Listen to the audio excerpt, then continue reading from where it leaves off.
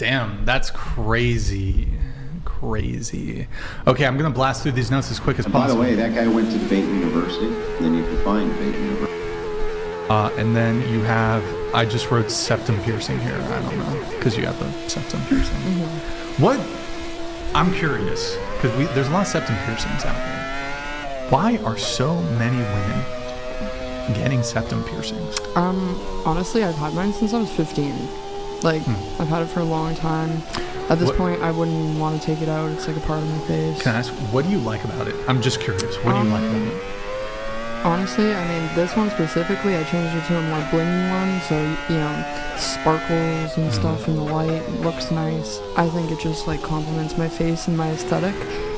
Same with tattoos. Like, it portrays my personality and, you know, like, aesthetic through piercing and tattoos. Sure. Yeah. I'm going to go to Dahlia. Did I say your name right? Really quick? Yeah, well, it's Dahlia. Dahlia. Pretty similar. Okay. You said you think modern dating is so exhausting and puts so many people in the limbo of whether or not to fully care about someone and be vulnerable. Because trust me, every time I've put 100%, dudes want to take it and take advantage of it. But when I treat a man like they're whatever, they try the hardest. Like, damn, does everyone want to be half-loved but get the ick when they get actual effort? Yeah, I 100% stand by that. So when you put in no effort, that's when the guys, they start putting in effort. But when you put in all the effort, they kind of... For real, I don't know, maybe it's I put too much effort whenever I actually, like, really like a dude. But I think I just have an issue that, like, whenever I, like, reply in a day, or whenever I, like, don't really, like, I'm just like, oh, you're cool, like, we can have conversation, but, like, I'm barely invested. They want to, like, pursue, like, oh my god, like, can you please go out with me, please go out with me.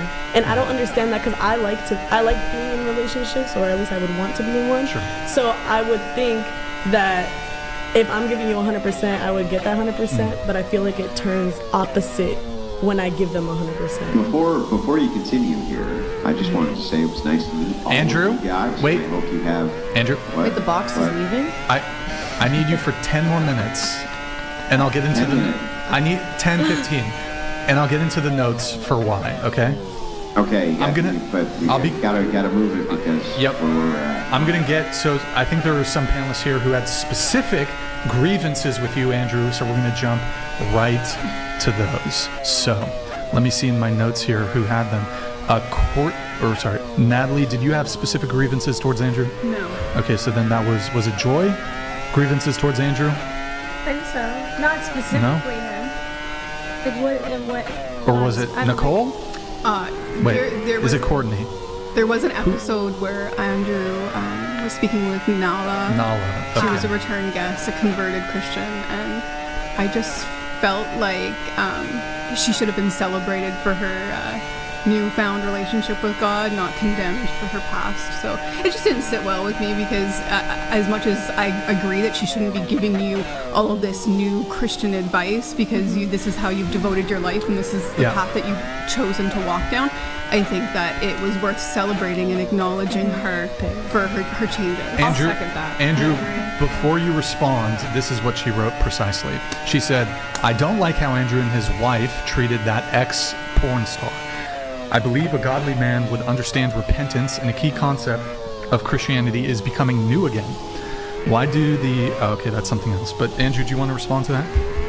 Yeah, so did you watch that whole episode? Probably not the whole thing, no.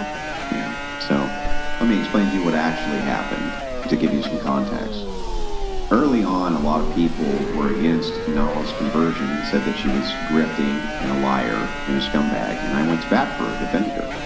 Publicly, multiple times on very big shows, and said, look, you should give this person the absolute benefit of the doubt. I'd much rather see them go down this path than the opposite path. You should give her the benefit of the doubt. When she was on the show, though, she became extraordinarily combative when we were discussing theology, and she clearly didn't know what she was talking about, right? And so as the exchange went on, right, my position to her was, as a new convert, you probably shouldn't be spouting off about things you don't know anything about. That'll actually divert people away from the faith itself. Her response to that, of course, was to be abrasive and brutal and this and that. And so I answered in kind. And I will stand behind 100% right this second that I am not about to take any theological advice from a woman who's had 50 dicks in her mouth. I'm really not, I'm just not willing to do that. Now, there may be better men than me out there who will. There may be men out there who really will take advice from brand new converts who have been, spit roasted, but I'm just not one of them. And there's no amount of female shaming and crying and whining about it that's ever going to convince me that I need to listen to women who are brand new converts and go from the prostitute to savior pipeline. I'm not doing it. No way. And a lot of that stuff, just so you know, because I've been in this industry for a while, is designed to buy a new reputation. It's not designed necessarily to actually convert to the thing, but rather to use it as a shield from criticism in order to rebrand whatever it is you're trying to rebrand towards. And I was willing to give the benefit of the doubt until I had the exchange with her myself. Thank you. It was well put. Yeah, no, I should have watched the full episode, I guess, before writing that, but that's one of the clips that went viral, so it was all over my socials and Well, blasted. you have to remember that they who get to the clip first wins. And so what happened is a narrative was spun against myself and my wife without any context and without the entire episode being seen. Usually the first thing I ask a person when they try to ridicule me for this is, did you watch the episode? And guess what they say? No. And what did you say? No. Right. So this is why I always ask, right? The thing is like, am I an imperfect person? Absolutely. Do people piss me off if we're in exchanges? And sometimes I can become overly heated. Sure. I'm imperfect that way. But I still am just not willing. Like, try to think of it from my perspective. Like, try to imagine the men out there who they've been working their asses off for like 20, 25 years supporting their family. And then they suddenly get their chest poked by this whole brand new crop of prostitutes who just recently became Christians, who are poking them in the chest and going, you're doing it wrong, you're doing it wrong, you're doing it wrong. And they're like, shut up, lady. Shut up, lady. I don't need your advice. If your advice was so great and you were so great at what it was you were doing, you wouldn't have been doing all that shit to begin with. How about you work on you before you start worrying about how we're doing over here? You know what I mean? Yeah. So that's that was the general idea. Can I ask a question, Andrew? Yeah. Is it a disagreement or? No. It's just a view question. As a Christian, do you feel like hatred towards people that disagree with you, or do you just wish to educate them and maybe change their opinion on things? Well, I feel hatred towards people all the time. It's a base passion that everybody feels. Hatred towards people. I felt jealousy in my life. I felt every base passion you could ever imagine. The whole point of Christianity is not that you're not going to feel passions like that, but that you're supposed to control them. Mm-hmm. That is what controlling the passions is. It's a rooted foundation of Christian ethics is to control passions instead of passions controlling you. So no, of course I get angry. Of course I get upset. In fact, probably even more than I would like. But that's the point of it is not to say, oh, hey, do you have some kind of dislike or distaste for this person? It's like, sure, but your whole point is to try to control those baseline. Yeah, those baseline passions. I'm sure everybody here has been angry and upset with people, maybe even this morning when you're driving to work and somebody cut you off and you call them a motherfucker, right? Because it pissed you off. Yeah. It doesn't mean that you have actual hatred in your heart towards the person. I don't have any hatred towards Nala. She did piss me off because she promised to debate and then wouldn't do it, so I could never actually defend the position and show that I was correct. But no, I don't hate anybody. Anybody here have any other disagreements with Andrew Except before Kamala he Harris. parts ways? Any other objections or disagreements with Andrew before he leaves? This is your last chance to argue with him. Last chance, and then he's gone. Whatever criticisms you have, I'll address whatever they are. I just want to tell you that my dad's a big fan of yours. Are you there? Yes. Your dad got all the brains in the family. Cut! Cutty cut!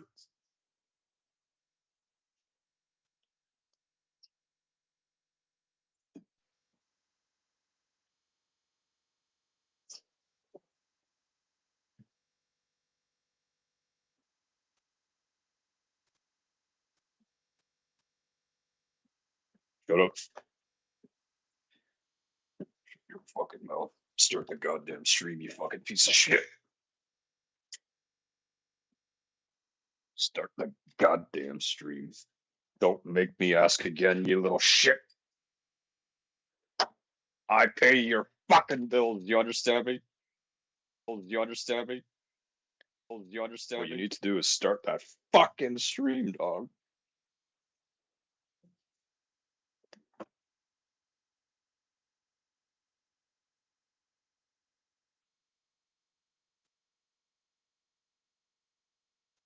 I didn't.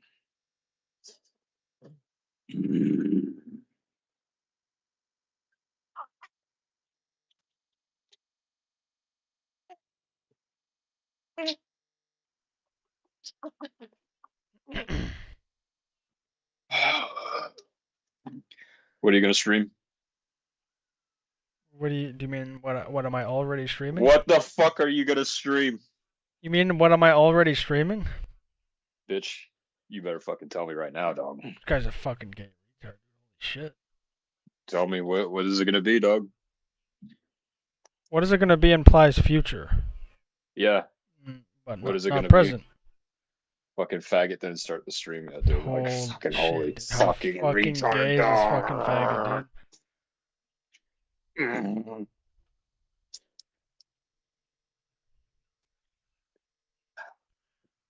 Oh shit, there's gonna be an election next month. April 28th. Oh, is that an April Fool's joke? On the 28th? I thought you said the 20th or some shit. I don't know. The 20th April When's April Fools? Fool's? The first. Yeah, when's April Fool's? The first? Holy Damn, shit, dude. I am fucking retarded. Yeah, dude. Holy fuck. Why the fuck is it April Fool's? What happened to make it April Fool's, dog?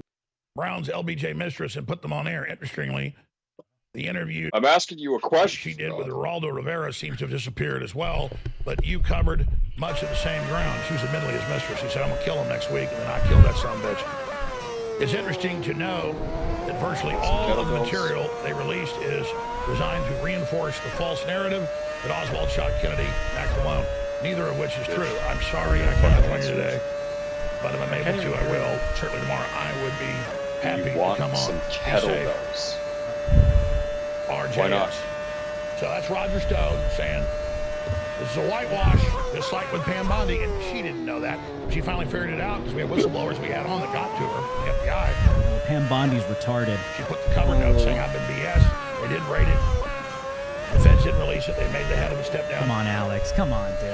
Come on. She claims she knew it was BS the whole time and then put out the binders anyway and then put out a memo saying, I've been lied to.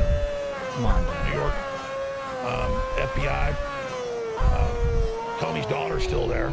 She ran the Epstein cover-ups, the P. Diddy, all of it. She was in his and house. Now we're 2 or 3 weeks later and we haven't seen anything from Pam Bondi. So if she doesn't start releasing that stuff now, the truckload she got, we got some big problems. But again, Trump is spending hours a day on the phone with Putin and Zelensky. It's just, he's got not 100 things to do. He's got thousands of things to do with millions of parts. Dog. There's no And fucking cutting off their ones. funding is the most devastating. It's why they're squealing like stuck pigs, Owen. Well, I would say we already have a big problem with Pam Bondi, but as far as the JFK files, what I was Thank you, Owen. stunned about after the files got released last night and kind of pouring through them, it's very much like a breadcrumb oriented thing. And for people to kind of understand the larger story, it looks like, based off of what we saw in the documents, it looks like the motivated parties involved were the Democrats, LBJ, the CIA, and then for some reason Israeli intelligence. It's not really documented why they were Yes, it is, Owen. involved or some of the other. Well, they wanted a nuke and he was walking. There you go, Alex. So that and the foreign Thank you, Alex. There you go. Alex is talking it. He's talking it. registration is what the people kind of assume with the circumstantial evidence, but those seem to be the 4 parties that were interested: the Democrats, LBJ, the CIA, and Israel. And it looks like basically the CIA pulled the whole thing off on behalf of all these parties, which begs the question, why is the Central Intelligence Agency even involved in an assassination? Well, that's what they do all over the world. and overthrow governments. So any tyranny. And you see that in the that's what I don't want people to lose sight here. Like, I know you and I know this, right? But we have like straight up, and this is why I'm thankful Trump did this. We have declassified documents of CIA regime changes, operations, PSYOP operations in Cuba, Venezuela, and Vietnam, all over the world in these documents. Okay, everyone calls us a conspiracy theorist for saying that. Like we're crazy and we're off the wall. Go read these files. It's a lot, but you see all of their ops. It's wild. I'm a history nerd, so I love that stuff, dude. You know, but that's a huge Fucking part of retard what doesn't Trump know how to released. pit It's properly, a huge dude. part because a lot of people Like a do faggot not took 12 believe the minutes to CIA on is the goddamn this stream like a fucking dangerous and retard. involved Nice, all dude. over the world. You wanna fucking and stumble it's your words causing some more, you fucking and it's retard. costing the American people. So I'm thankful Trump You wanna go fucking spill some more confirmed that gasoline? with the Huh? receipts. We got the receipts. Fucking faggot doesn't Good know how thing. to fill up a An goddamn assassination. gas can Why? without fucking leaking it everywhere. and overthrow governments. So any tyranny's going to want to overthrow a government they don't like in their own base. But here's what I was stunned about, Alex. So that seemed to be the consensus of the people pouring through it. And then when I go and get like the mainstream news notifications, the push notifications that go to your feed, or just, headline reports, all of them are saying, new JFK documents confirm Lee Harvey Oswald was the lone shooter and acted alone. I'm like, what documents are you reading? Yeah, it's all the CIA handling him, controlling him, and then there's other angles of their investigations where they're saying it's him. And the Russia connection, there's a clear Russia connection. And I think that's by design. It's obvious they loaded up the investigations for Congress with their bull. Somebody's like, oh, these documents, this will tell us. Well, I personally do not trust the documents. I don't. Especially like these direct documentations of interviews and these narratives of Oswald and his connections to the KGB. It just sounds like something the CIA would want me to believe if that ever was made public. You know what I mean? And so that's what I'm saying. There's an obvious connections here when you take a look at these things. No gigantic smoking gun, and it's a ton. It's a ton of documents. However, at the same time, there are clear connections. Here's Roger Stone breaking down. You want some scrambled eggs? Oh, here it is. Here's Roger Stone breaking down an aspect, a piece to this puzzle, which is an obvious suspicion. Nice, dude. Here's Roger Stone. He retweeted this earlier today. Kennedy was also in conflict with the state of Israel. Israel sought to develop nuclear weapons, but Kennedy opposed the idea. After JFK's assassination, President Lyndon B. Johnson approved Israel's pursuit of the nuclear bomb. You tell me what that means. After a president just had his head blown off. And the CIA was clearly involved, and the CIA had clear, direct connections, involvement, and work along, at the time, Israeli intelligence operatives. You see this in the documents. I'll show you right now, but here's Roger Stone.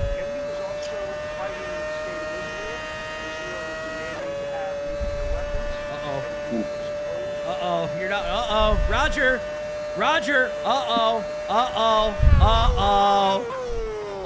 Pam Bondi's gonna come arrest you, Roger. Do I smell anti-Semitism?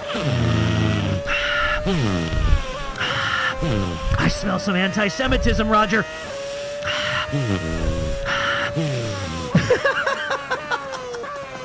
Pam Bondi's gonna come arrest you. The October 7th task force is gonna come knock your door down. Kennedy was also fighting the state of Israel. Israel was demanding to have nuclear weapons. Kennedy was opposed to their having nuclear weapons. After the murder of John F. Kennedy, Lyndon Johnson agreed to Israel's having a nuclear bomb. Another factor in all of this. We all have known this, but This is big news, and there are normies hearing this stuff for the first time. Especially Zionists that are like, Israel, Israel, Israel, 1948, Israel, 1948. So for all you Zionists out there, is it justified that a president that was resisting arming Israel with a nuclear bomb in the region, or hesitant and not a big fan of arming the state of Israel with a nuke or pursue their nuclear program? Did he get his head blown off by the CIA in collusion with Israeli intelligence that benefited the state of Israel at that time? You tell me. You tell me what that means. So is it okay that possible Israeli operatives influenced the CIA? American operatives that were already anti-JFK, and they all worked together to blow up and blow off the brains and blow out the brains of a sitting U.S. president? I'm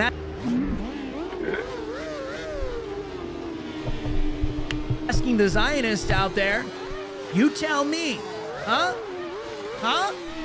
Let's apply your theology to that one, huh? If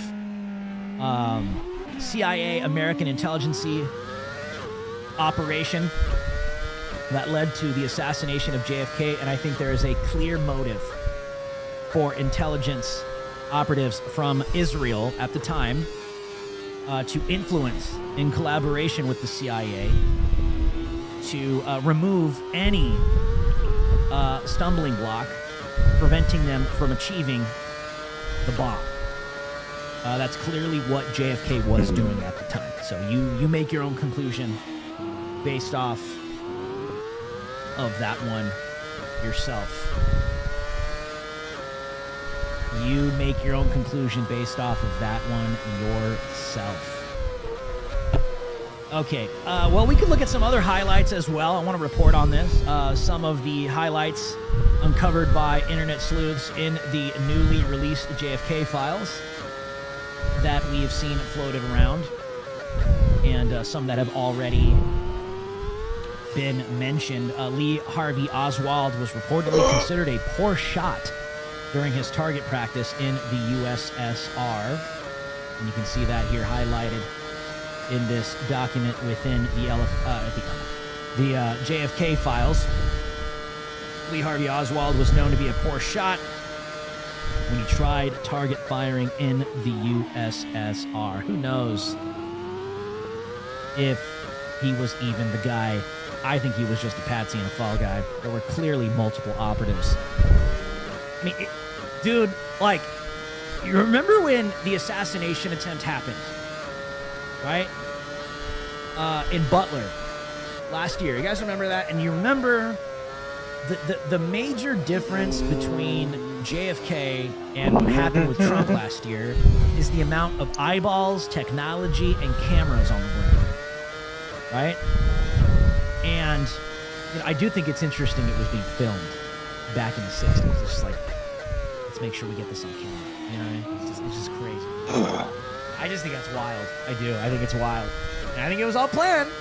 I think it was planned. But remember when we were covering this last year, and I told you guys, right? And remember when I told you guys that, you know, we looked at everything at Butler. We looked at the on-the-ground looks. We looked at all the footage. We looked at the Google Maps, the bird's eye view. We looked at everything. We were looking at all the angles. I'm like, dude, it was smaller than what they were trying to make it seem like it was. Like it was some gigantic, you know, map where a ton of stuff could have gone wrong. It's very small location. And when you actually take a look at the stage of where this happened, and you start looking around, right? You start to see the picture, right? And I'm gonna tell you, when I visited Dallas, this was maybe the first time I went there. I think like 2019, 2018. I don't know. I don't know. Maybe some of you in the chat have been there. You've been to the location, right, in Dallas. You look around, you look across the street, you look up at the library and the buildings, and you look at the brush across. You're just looking around. You're like, there's no way. There's no way that it was just one guy, you know, and a magic bullet. You know, there's no way it was just one guy and a magic bullet. You know, there's just no way. You sit there, you're looking around. But I think I think these operations, especially at that time, I think depended on you to have a perception based off of whatever the footage was that they gave you. And I think that's why they created plans to record it, right? Because you didn't have social media at the time. You didn't have independent media at the time, as big as it is now. You did not have the channels to go viral and question things at the magnitude you can now. So it was really easy to control something like that, the flow of information, especially in the United States of America, right? Because if you were a kid, right? If you were a kid at the time, or a teenager, or you're an adult, you're older than I am, whatever came out on the TV about Kennedy and that assassination, whatever came out was exactly what they wanted you to believe. Whatever came out and whatever the narrative was came directly from the CIA itself, came directly from these foreign intelligence agency narrative crafters themselves. There's no one that can question it. And then years later, you start to get people questioning it. Then there's an investigation. Then you got movements. Then you got some protests, right? But at the time, it was a lot easier to control the flow of information, especially before the internet was fully accessible to the general public, especially the Americans. JFK files reveal Lee Harvey Oswald was a spy. See, this is the stuff that I'm just like, I don't know, man. Tried twice to obtain USSR visa from Mexico City. See, now, this is the stuff that I question. This is the stuff that I question. The JFK file shows that Lee Harvey Oswald was a spy, attempted to get a visa into the USSR from Mexico City twice. He was considered the most effective and dangerous intelligence officer in Mexico by Russian consular officer. And clearly you see here in these documentation in these files painting that picture of Lee Harvey Oswald approaching at some point? the Soviet embassy in Mexico City and interacting When would you want to do that? with USSR I gotta get PlayStation operatives. Plus first. And then like 30 days later, And you're 100% sure you could fucking play together? he's assassinating JFK. See, these are the things I question. Like, is this the kind of stuff that's left behind by the CIA? You're not gonna win with me and the team, dude. Because, I mean, just fast forward to 2025. What do these people blame everything? Russia. Who's the big bad I'm guy? just playing fucking Who's the American boogeyman? Action, Vladimir Putin. Russia. You gotta go Russian all in. agents. Russian spies. What did they try to pin on Trump? Russia hoax. He's colluding with Russia. He's a Russian spy. It literally is, dude. It literally is like an old school, I don't know if you can call it, I don't know, just from that generation, that time, you know, it's just like the go-to accusation. Just blame the Russians. Blame the Russians. Just blame the Russians. Okay, blame the Russians and you're done. Your career's over. I don't know. I'm not quite buying that one. Right? And obviously these things have been debated, debunked, of who these individuals are. Was that actually Oswald that was at that meeting, an embassy in Mexico City? And there's a lot of credibility questioned there as well. CIA memo from September 24th, 1963 confirms Lee Harvey Oswald was under surveillance by the CIA 59 days before the JFK assassination. And a lot of these files are like this. They're very, very hard to read, but you can read them. You can read them. But if you pay attention to this, it sounds like a narrative that was crafted in the event this all gets released, right? In order for the reader or the viewer to believe, right? In order for you to believe the narrative they want you to believe. Just blame Russia for everything.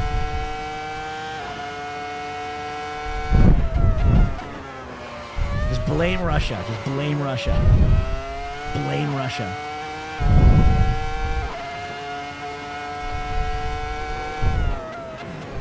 Other documents you can clearly see here from the files suggest the CIA was trying to actively suppress international foreign media coverage from speculating the CIA was involved with killing President JFK.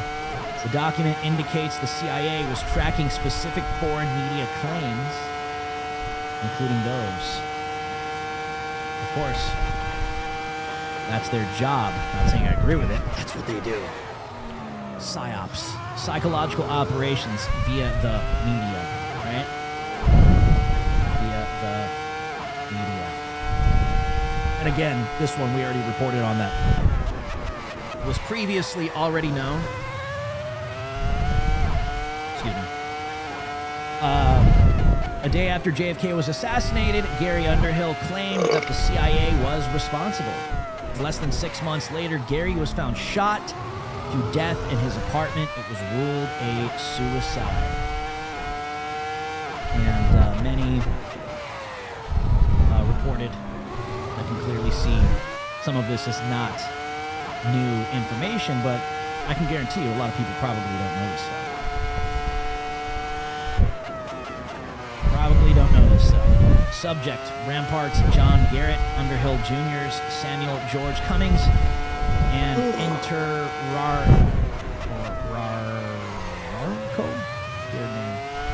Ramparts of June 1967. Volume 5, number 12, PP 28-29, contains the following passage about subjects. The day after the assassination, Gary Underhill left Washington in a hurry. Late in the evening, he showed up at the home of friends in New Jersey. He was very agitated. A small clique within the CIA was responsible for the assassination. He confided, and he was afraid for his life and probably would have to leave the country. Less than 6 months later, Underhill was found shot to death in his Washington apartment. The coroner ruled it a suicide. What I find interesting about this is this is not new information, but clearly the CIA was monitoring this. Right? Clearly the CIA was monitoring this documentation of this story about Gary Underhill. You could pretty much conclude why, right? Less than, where was I? He was very agitated. A small clique within the CIA was responsible for the assassination. He confided and he was afraid for his life. And probably would have to leave the country. Less than 6 months dude, I don't later, see Underhill records was being found broken, shot dog. to death What in the his fuck is Washington going on? apartment. The coroner ruled it a suicide. Wow. J. Garrett Underhill had been an intelligence agent during World War II and was a recognized authority on limited warfare and small arms, a researcher and writer on military affairs. He was a first-name basis with many of the top brass of the Pentagon. He was also in intimate terms with a number of high-ranking CIA officials. He was one of the agency's unpeople who performed special assignments. At one time, he had been a friend of Samuel Cummings of Inter-Aramco, the arms broker that numbers among its customers the CIA, and ironically, Klein's Sporting Goods of Chicago, from whence a mail order Kano allegedly was purchased by Oswald. And so what's interesting about this is no new information, and this is clearly talking about a document within a volume, specific page as well, that is telling this story. but this is the CIA flagging it, which is crazy, right? Because they're concerned about it, because we know there's tons of involvement regarding the CIA and the assassination of JFK. And clearly, somebody had them pegged, right? Clearly, somebody had them pegged. Here's another one that's interesting. A man named Sergei allegedly had knowledge that Oswald would be killed after assassinating Kennedy, and that MLK Jr. would also be assassinated. He also knew in advance that Kennedy would be killed in Dallas. Look at that.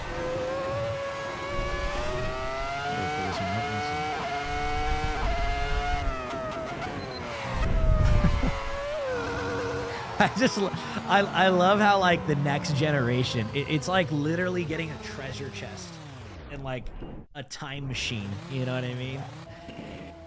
Some guy named Sergey. You know, it's like some guy named Sergey, dude. You know, we're talking about some of the most like classified intel, top secret intel. Some guy named Sergey, dude, back in the 60s. He knew that Oswald was going to be killed after murdering Kennedy. Here's a letter. Copy 10, British Ambassador Sergey C. Here's Welcome to Wallace Island.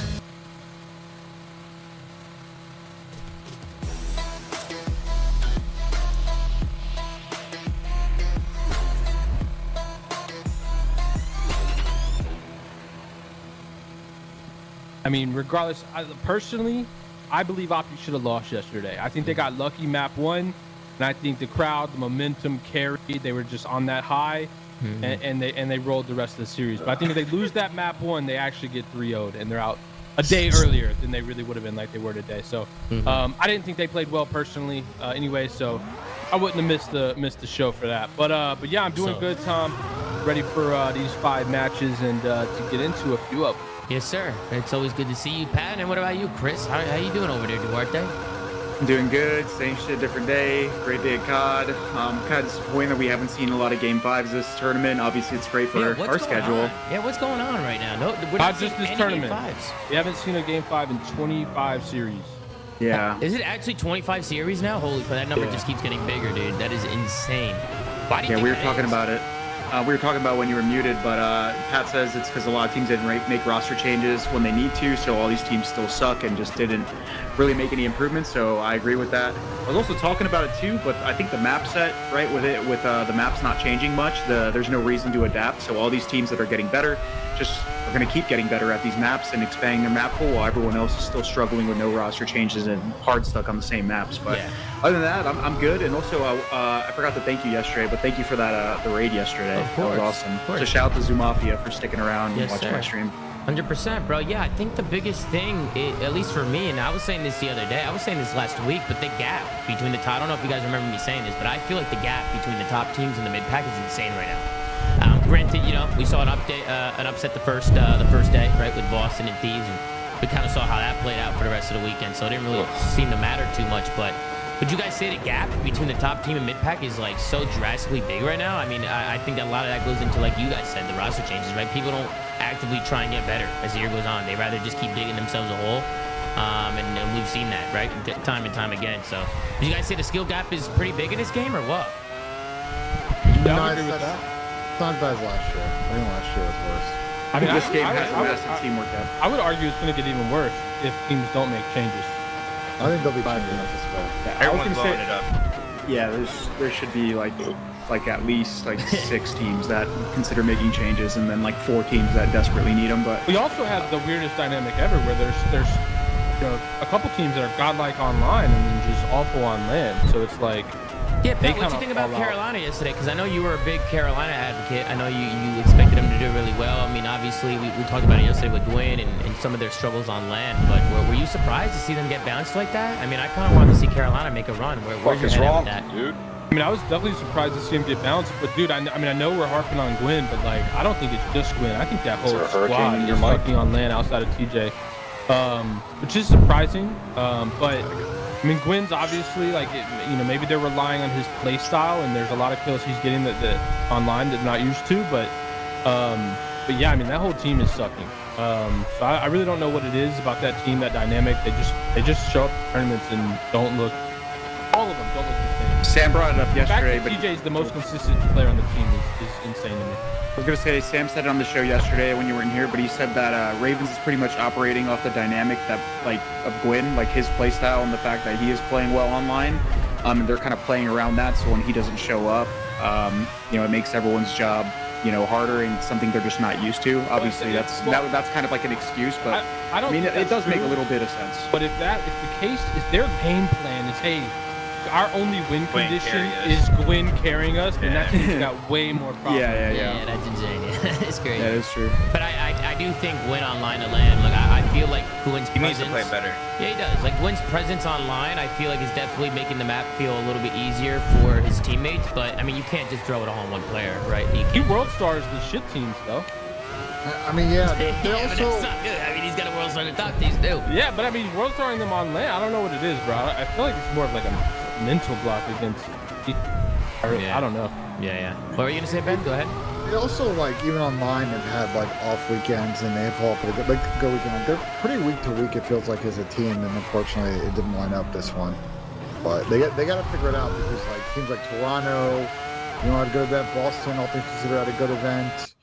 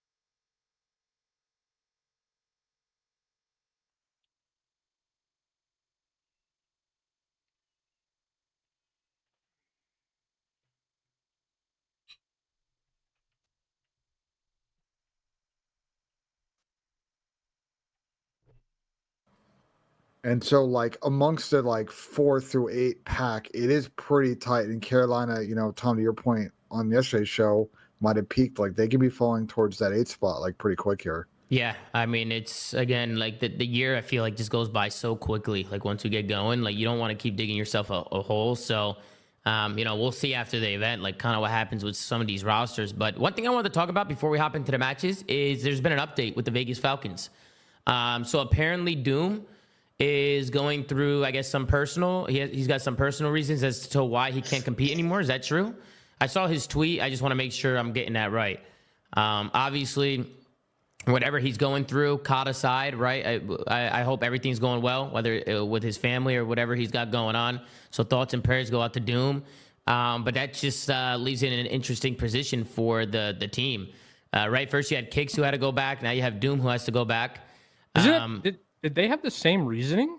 Am I misremembering? Didn't Kicks have No, like, we don't know what Kicks' issue, and I think Dahoon tweeted something about his father, if I translated the tweet last night correctly. Yeah, so. I think he did too. Yeah, so I hope everything's okay, right? I mean, like I said, caught aside, right? We wouldn't want to, I hope everything's all right there, right, in his personal life. So, we'll see what's going on with the Vegas Falcons moving forward, but I just don't know what they're going to do with the roster now. I wanted to pick your brain, especially you, Chris.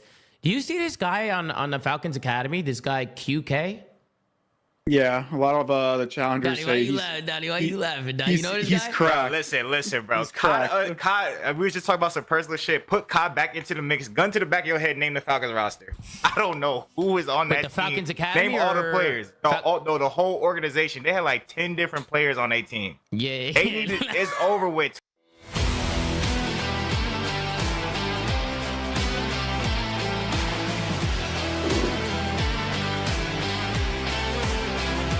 Twin, pick up Americans, twin. Don't even talk. Y'all talk about the Falcons because y'all got to.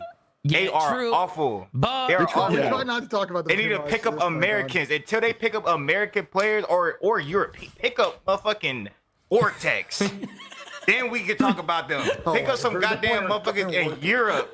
Y'all Bring talking back about Wee Man. y'all talking about Key Q and who? No, I QK, can't name the no starting QK. roster. I don't know who was just playing. Bro, but this QK guy is nasty. He's actually nasty. He's shitting on people in challengers. QK, Don, QK. I don't give a damn, bro. Kolu is better than all of them, bro. All of them. Pick up anybody. Pick up Vortex and Wee Man.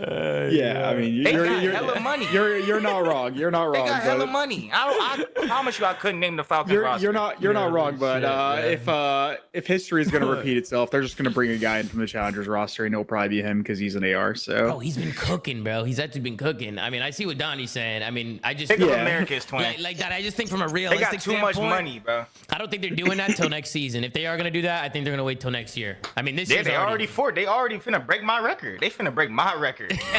I'm rooting for them to break that shit. No bullshit. Motherfuckers can't win a series. I at least got some series wins. They won a God, hard point, Don. They gotta win a hard point first. Motherfuckers can't win the HP. I was going game 5 with old John. God damn. What are you saying, Ben? What the fuck were you saying? I was saying they gotta win a hard point first before they win the series. Over with. Yeah, I mean, listen, we'll see what happens with the Vegas Falcons moving forward, but I'm obviously expecting a new player to come into the roster because obviously there's some stuff going down over there. So we'll keep you guys updated on kind of what's going on with the Vegas Falcons, and hopefully they can start getting some wins on the board and maybe even some hard points. But let's tune in Good one, Tom. to the first series. Thank you, Duarte. Of the day, we got Optic Texas going up against the Toronto Ultra. This one ended in a 3-0 victory for Toronto Ultra, and I'll be honest, folks, this one wasn't even close. 250 to 144 in the Vault Hardpoint, 6-2 in the Skyline Search, and 3-1 in the Protocol Control. It was a masterclass from Toronto Ultra. We'll scroll down.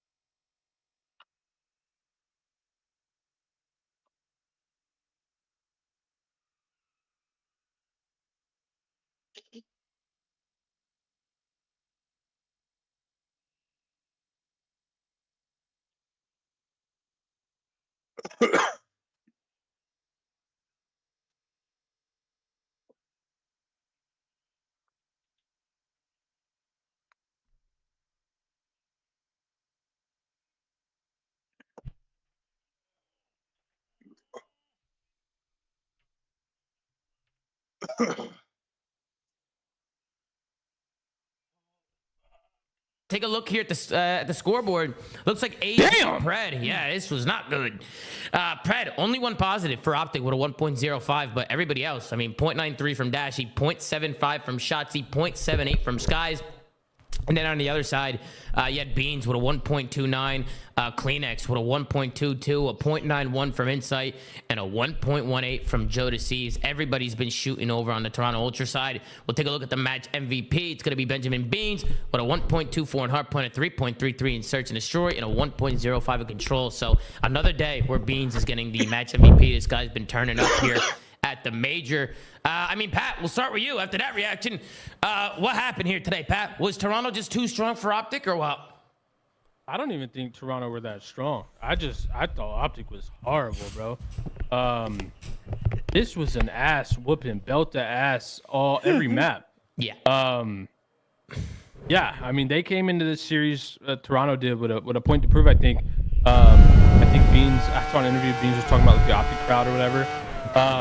Like I said, yesterday, I thought Optic played awful. They were getting smoked by Rocker that map one, and then had that like, miracle comeback, and then obviously momentum carried. But I think today we saw this is where this Optic team is at. Versus a competent team, which is the Toronto Ultra, they don't stand a chance, guys. Like this team is bad. I know we talked a little bit 2 shows ago, like what Optic's going to do long term. This roster is not it. No part of this team is it. In my opinion.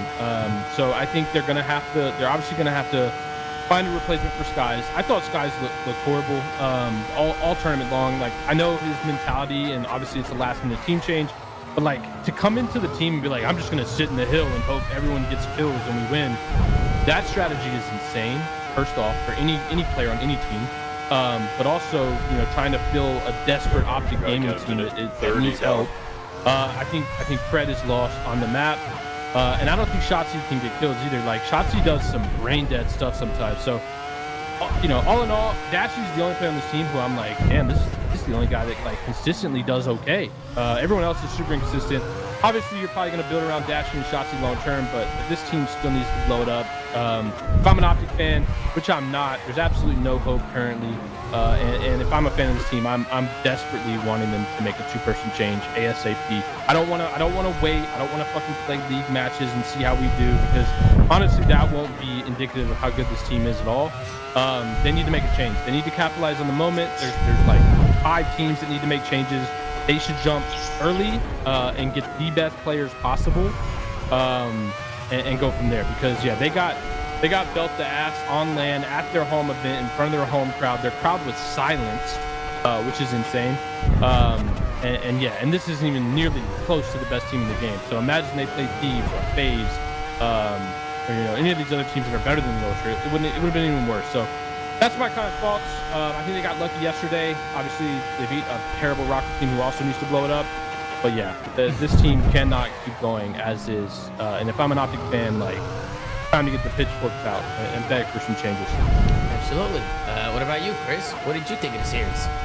I mean, you covered the roster stuff, but I mean, on the side of Shotzzy, I think it's kind of he's already said it in his tweet, but he needs to be better.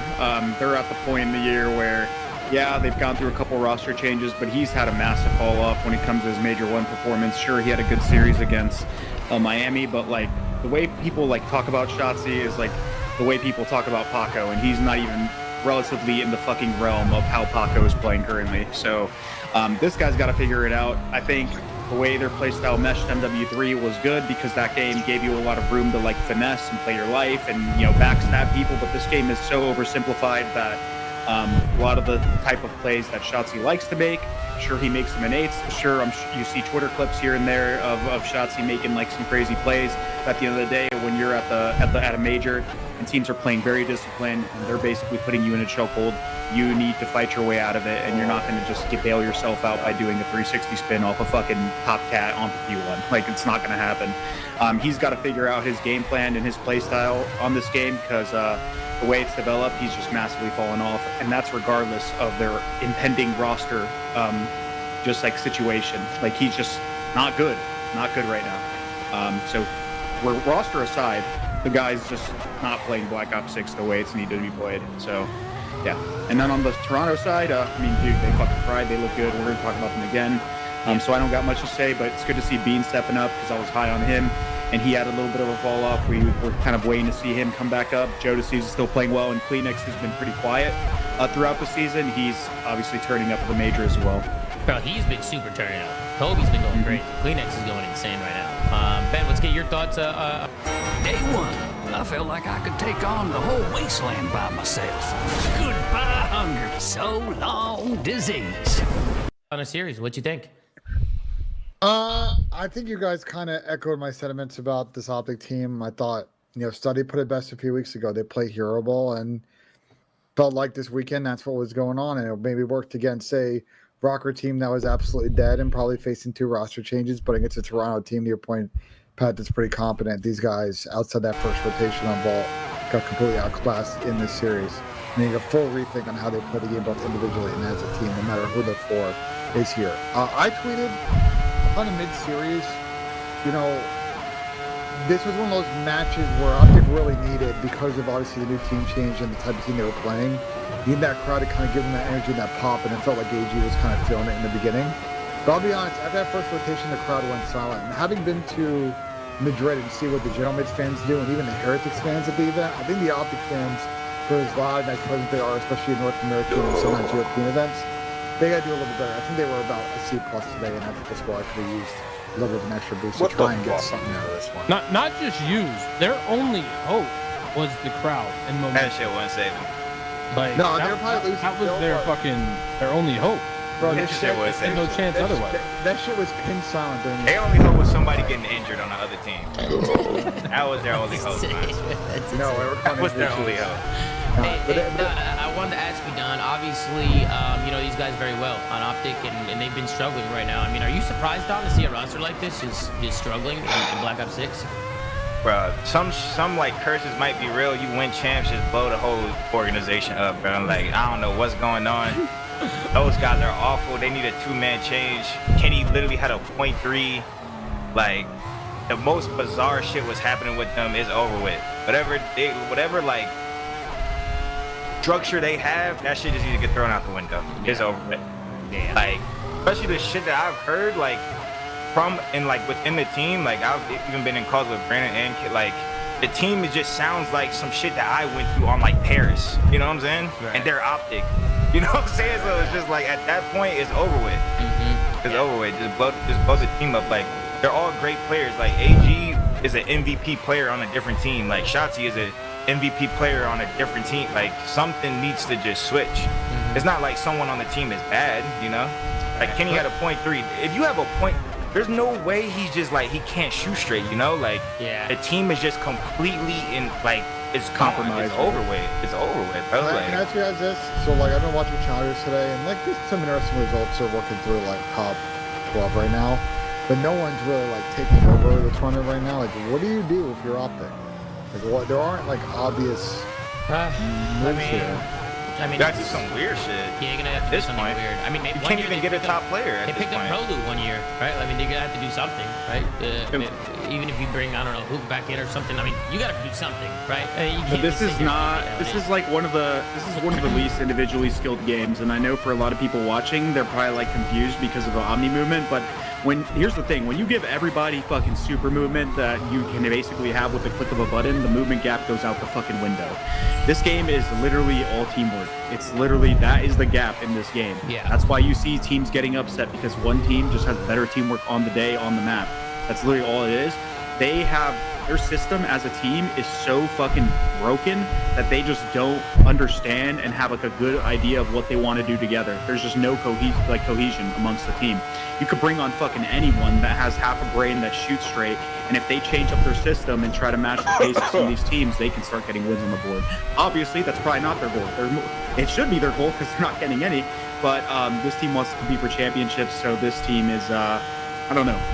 They got to start somewhere, and what they have now is not what they're going to do. Because I see people in the chat saying, I don't even realize Kenny got dropped. I'm not roasting Caesar because Caesar joined a team where the team, first of all, Caesar was playing like shit, and then he got dropped for Priest, and Priest was playing like shit. Kenny was playing like shit, and then he got dropped for someone that's playing like shit on a team that's playing like shit. So I'm not even blaming Caesar. I'm saying the team is fucking chalk. It doesn't matter if they replace Caesar with fucking Jesus Christ. It's over. The team is done. It's over. It has to be a two-man change. Everyone was getting slammed, and they are still getting on the team. They have to unlearn years of hero ball and accept it is a game that requires teamwork. Yes, they're going to be, if you watch the way Optic and FaZe in these play, there are really good opportunities to 3-1 things and set someone up for a really good pinch play. But those guys can't even play standard and allow that person to take space and make a play. They have to unlearn so much COD, and I just don't know with how much time they're going to get, a week with the roster changes and then only 5 matches in a tricky schedule with 2 teams making changes. It's tough as Optic guys. I think Optic should take a risk and dip into challengers and try and find somebody in challengers. Do something wild, bro. You have nothing to lose, bro. Get somebody that people aren't even talking about, right? And I'm not gonna name any names because people are gonna say PR and push and prop, right? They gotta figure that out, right? They just gotta look at the challengers, see who they want. Okay, they gotta have somebody that's in the conversation, not that somebody's not talking about, but somebody that's at least doing well, consistently right now. You know what I mean, Chris? You just dip into challengers and find somebody who you think can help you guys turn it around. I mean, you're gonna have to make more than one person change. Everybody said, I think we all agree it's gonna be more than one person. Insane, bro. Just do something insane. Your year's chalked otherwise, regardless. You just take a risk at this point. I think the key thing is bringing someone in who's on a team right now in challengers that is kind of understands how to play this game at a good level and have good concepts. Because I think the key thing beyond just obviously potentially the talent issue is they just need external outside ideas to help define new rules in the system that they're going to want to play going forward to match some of these teams. Just trying the same stuff they're doing now with you gotta get 129, dog. They need new ideas so things can be fresh and they can start from zero and try and. I mean, they're not guaranteed to make camp Scuffing methods. Apparently, they were talking about down a watch party today. Hector was asking Tony if he would hop in if he was asked to, and Zinni said yes in a heartbeat. They're getting slammed. They're getting slammed. They're getting slammed. They're getting fucking slammed, bro. I mean, bro, I didn't think they could get worse. Yo, but yeah, that would be one option. It's over with, bro. My voice in, bro. Like a fatty, bro. Imagine if Scum got back in there, though. That'd be crazy. If you threw Scum back in there, that would be nuts. It'd probably never happen because I think Seth is happy with the retired life, but I mean, you never know, dude. That'd be fucking insane. Hector was Seth would play one map with these guys and want to retire again. For the people of Palestine, my message is keep inspiring the world. What you guys are showing the world is your resilience, your heart, your faith. You're a man. You're accepting everything that's happening because you know it's God's will, God's plan. So no matter what happens, everything happens for a reason. And to see I don't know if Scump even wants to throw himself into this fire pit right now. He's probably rather watch from afar. But you guys have any other thoughts before we hop into some clips? I got some clips on a series.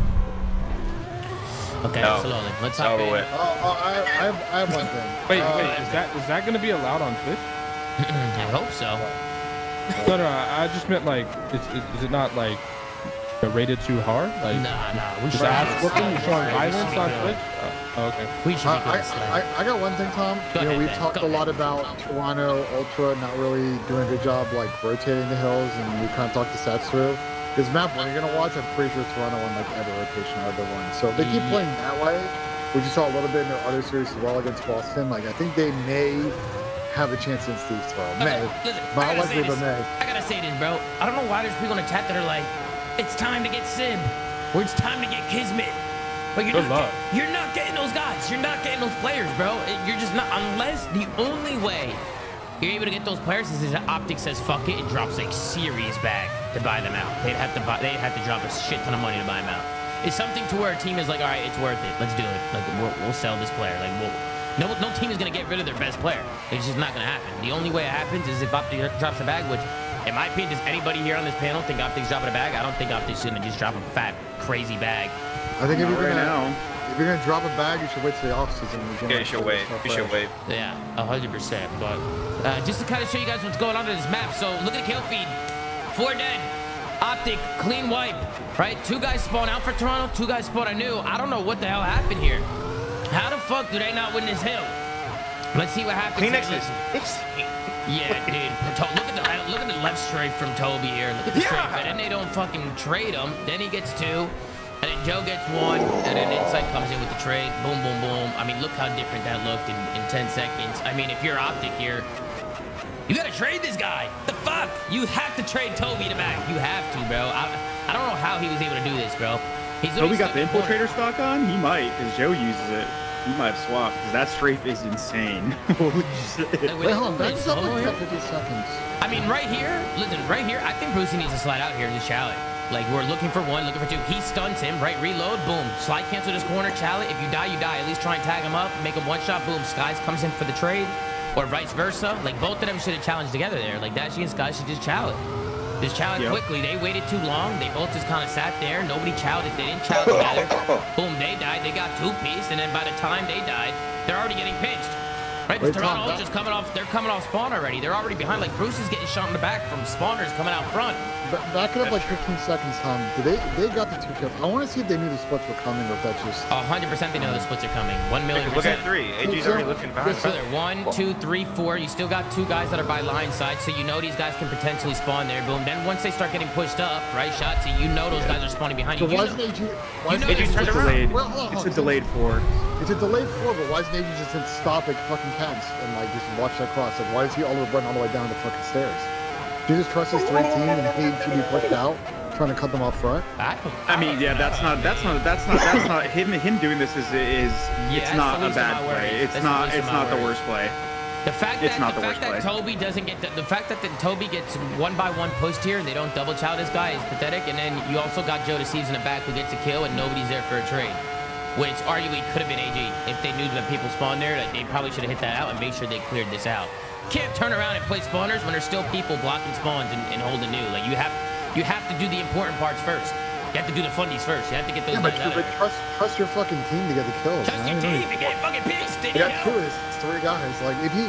No, I just want to give you my thought process. No, like, I see your thought process, Ben. Like, you want AG to turn around and just kill those 2 guys coming off spawn and then collapse. I see what you're saying. And he gets so much info. I mean, I don't think that's the worst part. I mean, AG could have helped the guy in the back, and then had maybe Brandon or Caesar turn around, like from the outer palm, or either or. Either or would have worked. In my opinion, Chris, you just clear out P2, clear out everything, get everybody out of there, and then you just play tight. Watch crosses. Yeah, you just get on the ammo truck, you watch the cross, right? Hold your mid, like just get in a proper setup, play away. You just run the risk of getting like if they don't stall. So I mean, it goes both ways. I don't mind it. I don't think it was the worst play. I mean, it just comes down to those 2 getting fucking boot taped in the back of the fucking P2. They solo chow. They didn't double chow together. They stunned him too. They knew he was there. They should have just double chowed him together.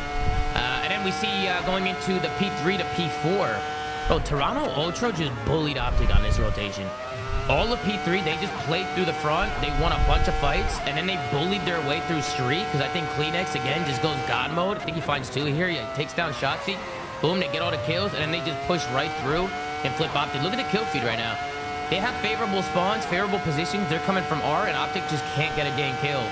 And then Toronto just bully right through the street. They run all the way through to get R control, and sure, Optic, they finally get the kills and get this last 20-30, but Toronto Ultra now, they're flipping, and look, they still spawn out, and Toronto still are able to hold these spawns. Those spawns were weird, by the way. I think it was because I think initially that ammo spawn was open. I just thought those guys from Toronto were spawning R, but maybe because number 1 pushed up. Are those spawns not fucking weird? What the fuck? Now, once you get out towards B control, like vault area, you start to flip players depending on if at least one of the side spawns by ammo is open, because there's 2 spawns on ammo. Yeah. There's the one that number 3 is getting, and then there's the one that Toronto's getting. Well, is Optic not calling out, telling the 2 guys in ARC to like play their lives to back up, like and try and buy time? They're just all dying. Everybody's just dying. Dead. Like, dude, somebody hold an iron and just play your life. AG sprints out of ARC to like watch Lion, but they should be yelling at him or telling him to play your life back ARC and like try and stall as long as you can and help us get back in the play. Oh, that's another thing. Optic are late. They're late to his roto. They don't rotate. They relate to every rotation. But look, they legit don't rotate. Like, nobody rotates here. Nobody gives a fuck about the next hard point. Nobody gives a, which is the most important. The P3, P4 rotation is way more important than 15 seconds on P2.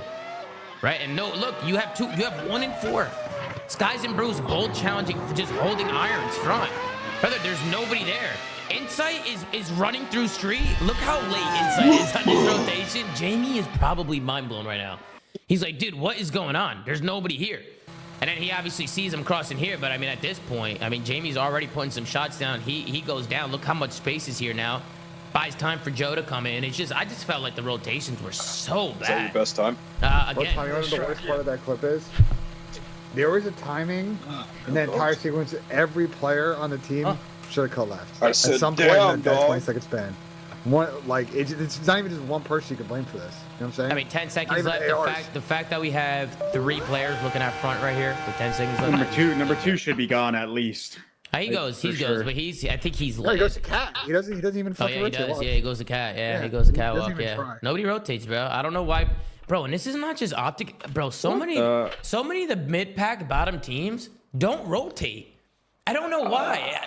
Like, I don't know if they're just overthinking the game or to where they're like, nah, we don't need to rotate. Like, that's not how this game is played. Like, just fucking hit shit together. Like, I don't know what their thought process is. I don't know why teams don't rotate. You don't necessarily need to rotate to the hill. You rotate into a trap of a side of the map, and regardless, that's the same shit here. Like, you're gonna go and cut off the left side of the map. You're trapping them onto ammo side. So. Donnie, if I come off spawn in the New York Subminers with Lamar, right, and we're watching this VOD back, right, and I didn't rotate, what is Lamar? Lamar's tweaking the fuck out. He's tweaking the fuck out. We all Donnie's tweaking. Lamar's tweaking. I'm Everybody's super tweaking. What the fuck you doing, Mo? Bro, go top art. Like, go top art and just camp. Like, bro, I don't know what that was. The thing is, if one person does it, everyone else can get fucking 360'd and we'll just spawn up art again.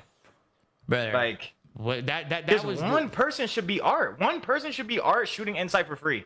Brother, plays like that is plays that are like, bro, if this keeps happening, like, you're getting dropped, bro. Like, if nobody can rotate, then you gotta blow it up, bro. Like, I'm honestly tired of watching the Optic guys not rotate and just play the fundamentals, because they're all world champs, right? So it's like, dude, what's going on here? Then we get into the control and Optic.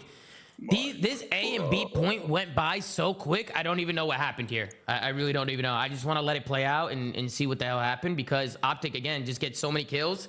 Then Insight pops a 3-piece on A. Joe gets 1, boom, clean wave. Optic probably has to chalk A now with 3 seconds left. I'm thinking we're going into an overtime, but then look at the transition here. Look at how Toronto transitions. Dashy Chow's ult, he dies from Insight.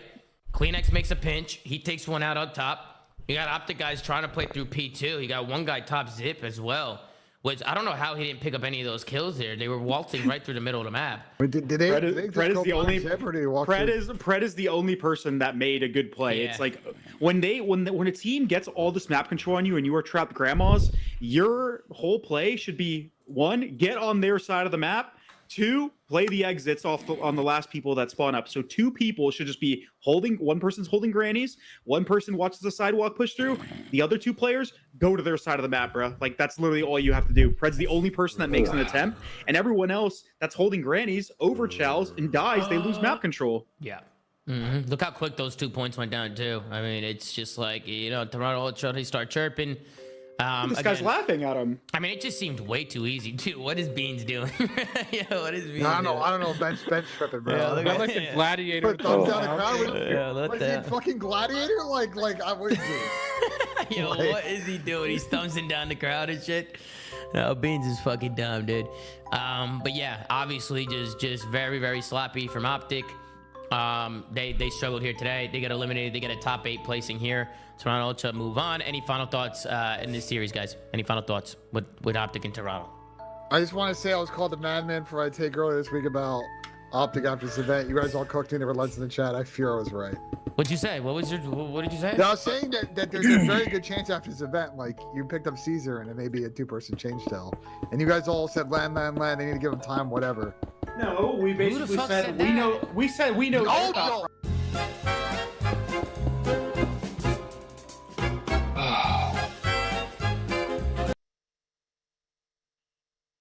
in the call, and I tweet. No, we no, weren't no, talking no, about we're what we talking- would do. No. We know what they would do. You were talking about just Caesar in general. You were talking about just Caesar Skies. No, Saying, I was talking about the whole team. I remember we talked about this. I said you literally have to sit after this event and figure out who's the best four you want. I thought you were talking about the time when you were talking about Caesar. No, it was the same conversation, and Chris made the good point in that conversation. That's a 4 or 5 conversation because, to your point, Chris, they really might actually pick up maybe 2 or 3 players, including a sub, because they need to give themselves max flex to be able to like put together the best 4 on paper. Again, the results that happened this weekend are bad for their champs qualification. C9 got top 6. Boston got top 6. Like teams that are behind them have now jumped or tied them in the standings, so they're in the midst of that 7th, 8th spot race. They got to hope and pray Miami, for example, doesn't have a good split coming up here. Like they are in real trouble right now and need to get going quick.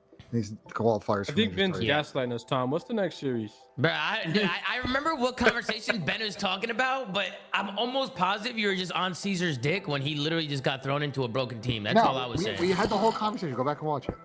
Absolutely. I'm sure somebody can fuck it. Right now on the show, go back and watch it. Tom.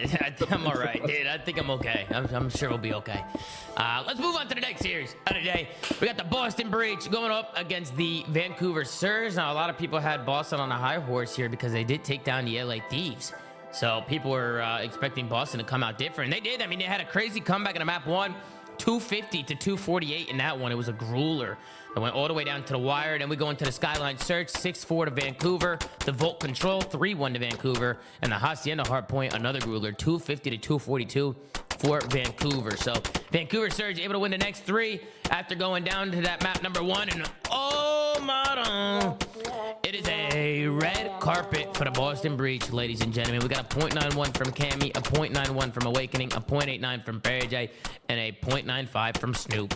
On the other side, he had a 1.13 from 04, a .86 from Abuza, a 1.24 from Nasty, and a 1.18 from Neptune. Neptune had 112 kills in today's series, almost 13,000 damage. We'll scroll down, take a look at the match MVP. It's Neptune with a 1.35 in Hardpoint, a .63 in Search, and a 1.0 in Control. Bro, this guy's been different, bro. Don, you know Neptune very well. What's going on? This guy's just turned the fuck Neptune, up. bro. I love Neptune, bro. tragic, I'm not gonna lie, bro. tragic, He's doing a ritual, bro. Dude, he's trading his life force for these ways, bro. He is doing it. Yeah, he's gotta be doing something, bro. He's gotta be burning some sage. That He's guy gotta be looks doing different, bro. That guy looks like his skin is just drying up, bro. He's tweaking. He is everywhere on the map. Travis is actually going crazy right now, bro. He is everything. I don't know what's going on, but Neptune is fucking shooting, bro. We'll go to you, Duarte. We'll start with you. We got Boston Breach going up against Vancouver. What did you think of the series? Yeah, I think Boston played a pretty good series. I think they kept it close, but ultimately, I said it when they beat the Thieves. I just don't think they're going to get that much production or consistency out of, their team, because we already saw it in the online qualifiers. I think they had severe, insane, generational over performances in that Thieves series. I didn't think they were going to keep it up. But on the Surge side, man, dude, I love seeing 04 step up, bro, because that guy legitimately levels up on land. Like I remember when I was watching Challengers, and he ended up winning his first major Challengers tournament with I think it was on like Gunless. Was it Gunless Dak? Like those guys. Yeah. Bro, he was for him not playing for that long, he was fucking really good. And then last year, man, that guy was like this is just stats, but he was like a top 10 rated card. Like this guy knows how to play. So he started off slow in the online stages and stuff like that. Neptune and Nasty, I think, were like the stars of the team. But you'd seen this guy on play. Like these guys really could. These guys could be in the final tomorrow for all we know. The way they're playing, like they're getting production out of pretty much everyone. Isn't Nicky D's Godfather? For the Cold War S&D, bro. You guys say S&D8s. Bro, we were just playing S&D, and I swear, like, I'd never heard of him, but he was in every S&D chat we played. And he just flanked every round, too. But it worked, though. It worked. No bullshit. It actually worked, bro. Yeah, he's what it is now. He's just got good timings. Like, he knows when to flank. He got the timing, bro. He knows when to flank, bro. He downloaded your shit. Yeah, 100%, bro. He copy and pasted my files, bro. What the fuck's going on here? You know what I mean? But nah, 04 has been super fun to watch. What about you, Pat? Have you been impressed with Vancouver? These guys have been shooting. Even Abuza, he got shit on in this one, but he's been turning the fuck up too. Actually, not really. He still had a shit ton of damage. He was getting baited. That's a good series. 12.5. That's good. Yeah, That's he's 12.5 damage. I mean, Abuz has been nasty, bro. He's been He still has insane. 83 kills. He still has 83 kills, so he's keeping up with pretty much every player on the other What do you team. think, Pat, where's your head at with these guys, Pat? It was a good win. Before I go to the Surge, though, I mean, I kind of want to just talk about Boston. Yeah. I think this event also, but this series too, like solidified Boston is like back in that mid pack for sure. I still think they could look at upgrades on their team, but like this was a super close series, bro. And I think Surge outslayed. But this was a really close neck and neck series all the way through. And then on the side of Surge, I mean, it's tough, man. It's tough to like, obviously great wins. You know, they've had 2 now good wins back to back, but like they haven't really played anyone. I mean, you can only play who's in front of you, but like it's tough to like give a ton of credit just because they've not played any challenging teams. They played Carolina, they played Breach. Like I know we want to gas up Neptune, but like this guy's still playing people he was playing in challengers. Like I mean, for the most part, you look at the Breach roster, you look at some of that Ravens roster, that is challenger teams. So I don't know. I'm not too high on them yet. I think they're gonna come out, and I'm honestly predicting FaZe to World Star them tomorrow. I think it's gonna be bad. I think it's gonna be a quick 3-0. Pat's talking about the event, chat. I mean, they beat FaZe online, yeah, but I think he's chat. We're talking about the event. He's mainly talking talking about the major Land. right now. Yeah, he's talking about the major because theoretically, right? They win 2 matches against Carolina and Boston. They're top 3. Boom. Right. Yeah. Which I mean, we talked about the format, but go ahead, Pat. So obviously good wins, but yeah, I'm not sold on them just yet. So I'm really interested to see how they play tomorrow against FaZe. Obviously Neptune 04 playing out of their mind so far, but I want to see what happens when they play like a real top team. Obviously we can't know that until tomorrow afternoon, but yeah, I mean good wins so far. But this series was a lot closer than I anticipated, and I think it was a pretty good showing from Breach. Yeah, it wasn't bad. Honestly, both these teams look pretty good. I actually think Vancouver matches up pretty well against FaZe too. I don't think it's gonna be like a walk in the park here, but I mean, Ben, I think it'll be a DoorDash. I think the match is gonna start. I'm gonna order DoorDash, and it's gonna show up, and the series is gonna be done. Think it's a 3-0? Yeah, it's gonna be quick. It's gonna be quick. All right, we'll see. What about you? Ben? I mean, I'm just confused with what Pat just said because it's like, what do you want Vancouver to do about it? They would have played Thieves in where's round 2. I didn't say Vancouver can do anything about it. I'm saying from what I saw, I'm not personally high on them yet. I said you can only play who's in front of you, but just the people that they played hasn't showed me anything yet. That's what I said. I don't think FaZe I don't know are what's confusing about that. If you need me to playing clarify further, I amazing will. COD at this event either. So I do think that Vancouver have a real chance. They do in this. I think that I think they do too. I think Vancouver has a chance as well.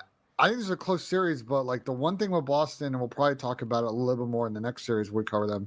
These guys can't win a fucking control to save their lives. It's killing them in some of these series because they're very serviceable on like a wide variety of hardpoint S&D maps, but like basically map 3 being an auto L prevents them from like doing reverse sweeps and prevents them from getting momentum going on map 4, like at all times. Yeah. Honestly, they probably win that map 2 Surge too if Cammy doesn't knife his teammate in the back off spawn. No bullshit. I think that was a momentum switch. They were looking pretty good at S&D, and then Cammy got, I think he shanked. I forgot who he shanked, but which I'm surprised we haven't seen it more, to be honest, because people pull out their knife off the rip. But I felt like that was kind of like killed their momentum a little bit. And then obviously the hard points were super close. Both hard points were less than 10 points away. And then Ben, I agree. The control has just been so bad for these guys. Like they control such a swing mode. If you can't win a control ever and you just expect to lose that map all the time, it's fucking chalked, bro. I'm pretty sure they've lost 13 last 15 controls. Damn, 13 It's really bad, guys. All the championship teams, all the championship teams are good at control, just because of how many of them there are in a series. Like, Don, does that beat your record? Evan? That beat your record? For control? Yeah. I don't remember how many. I don't think we lost that many in a row. That might be insane. That was our worst shit, though. I don't know. Hey, 13 out of 15 is crazy because that's like, I feel like that map 3 13, that might be insane. They're 5-16 on the season in the game mode. So, damn. Yeah. And they started hot, it sounds like. I mean, the clock is ticking on these 5G. they are a team. Boston did start hot though in the beginning of the year. Yeah. They started crazy. Yeah. I remember we were like, They're oh, like what the fuck? 3-0, right? 3-1. Yeah, but they were also winning all game 5. So none of those series were like 3-0 stomping like the way we've seen Vancouver doing on the stage. They've all been grind out, Boston clutching up at the end, which is funny because remember we used to punk Boston for all the game 5 losses they've had over the last like 3 years. I just think this team, they need to get back, they need to get better at their game mode. Because I think the hard point map pool is decent. I think their S&D map pool is decent. They really score up well on people's like go-to kind of bread and butter maps. But if they can't win controls, I fear 6 is like their ceiling as a squad. Duarte, you got anything to say on the series? I want to pull up some clips. No, it wasn't about the series. It's more so on the FaZe Surge matchup, but we'll talk about that later. So. For sure. I wanted to take a look at the P2 here from Boston. Look at the way that Boston breaks this P2. Look at Purge. How you doing? Boom. Dives over the wall like a madman. I've never seen anything like that. You can see this just a swarm from Boston comes in. And, bro, I actually feel like if you can set up a P2 hold where you got them pinned in the back and they're kind of just funneled back there, I feel like you can hold a lot of time. But Boston do a really good job. Just solidifying a lot of this time. Was a big break there from them to get in there and break on in. Not really too much to say. I just wanted to show the highlight play from Purge because he dove in there like a madman. How many times do you see people not chow when they're supposed to and they just wait around all day? But Purge, he chows. He doesn't give a fuck. He ends up jumping in there, getting the job done. Good plays from Purge. We also got a listen in here from the Boston Breach, but I wanted to take a look at the break here. So you take a look at the minimap. See Boston P4, obviously a very important rotation here. And Boston, they're pretty much set up for it. They got 3 guys coming from Art. They got 1 guy mid-map. I just want to show you guys how this kind of all breaks down because you have Purge who ends up wide swinging street. He's able to find 1, almost finds 2, but then gets taken out. And I'm pretty sure he ends up spawning out deep here because Cammy ends up winning some fights. You can see 04 acknowledging that after getting that pick. Sure, one thing that I have to he can do- spawn that guy out. And 04 wins another one here as well. So just big plays coming in from 04. Vancouver able to break those back spawns. And then Boston Breach, they start getting funneled here. The back spawns come in from Vancouver. The break comes in. It was clinical from them. And obviously very important because if you look at the scoreboard here, Boston could have ran away with this one. Granted, they did win the map, but you know what I mean. It could have been a lot easier, a lot cleaner. What happened with Boston here on the rotation? You think they overchowed?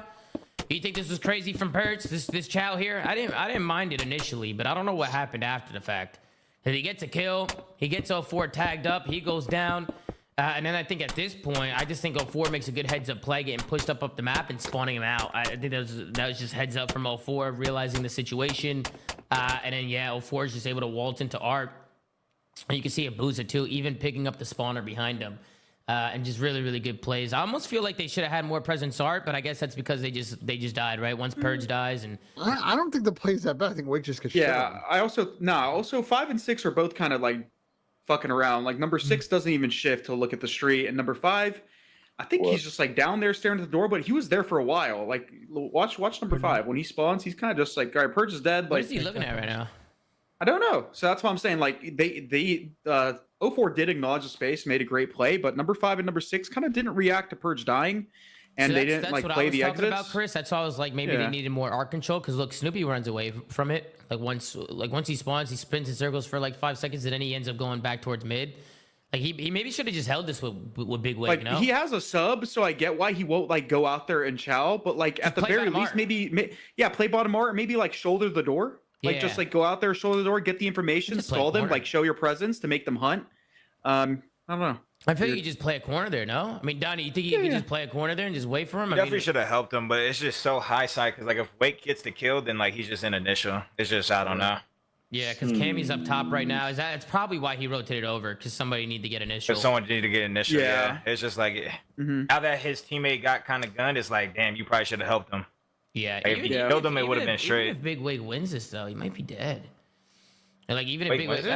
actually, no. I'm saying, I'm saying even if he wins this, I mean this guy number 2, Abuza, could theoretically trade it, but I mean he's not even there yet. They were kind of I separated. don't agree with so that, Tom, not because really. Wake wins his one. He can peek Balk and try and kill a guy lying. Like, he might be able to get 2, maybe 3 kills, like, in a sequence. Yeah, He's I mean probably that might be a little bit of a nitpick. And you could leave the hill white for a bit and just guarantee art. So like Yeah. it just depends on how the team wants to play it in the moment. I feel like. Yeah. Yeah, there's also, you could have also said the guy that was top P4, right? Because I think Snoopy went to go pick up initial because there was somebody top P4. Like, they could have held a cross, so Wake could have stayed up there, watched the right cross from where his balcony is, and then the guy that's top P4 could have watched over Wake's cross to Art. So they could have just crossfired it rather than, like, shifting so much. Yeah. So they could have done a lot. And then towards the end of the game, I thought this was bad. I mean, you guys can let me know what you think. I thought this was a big mistake from Vancouver. This arguably could have been a 3-0. But they get all the kills, right? Abuza pushes out. I'm just going to rewind it back a little bit, right? Because you see 3 go down, right? Kenny ends up getting a couple kills, but whatever. Abuza gets 4 gets the last kill. Boom, 4 dead, right? Abuza pushes his right side out. He knows that nobody's palm. Like, I feel like Abuza should know that he's blocking his spawn. I mean, he's looking at it. Nobody's there, right? I don't know why he's hard holding right. Like, surely he knows that the mid spawn's in here, right? Because if you let this play out, these guys just waltz through mid. They waltz through mid, shoot him in the back. They flood time. Boom, they get in there. Boom, they break. And then Boston goes on to win his map after this. So I don't know if he blacked the fuck out. Is that like a...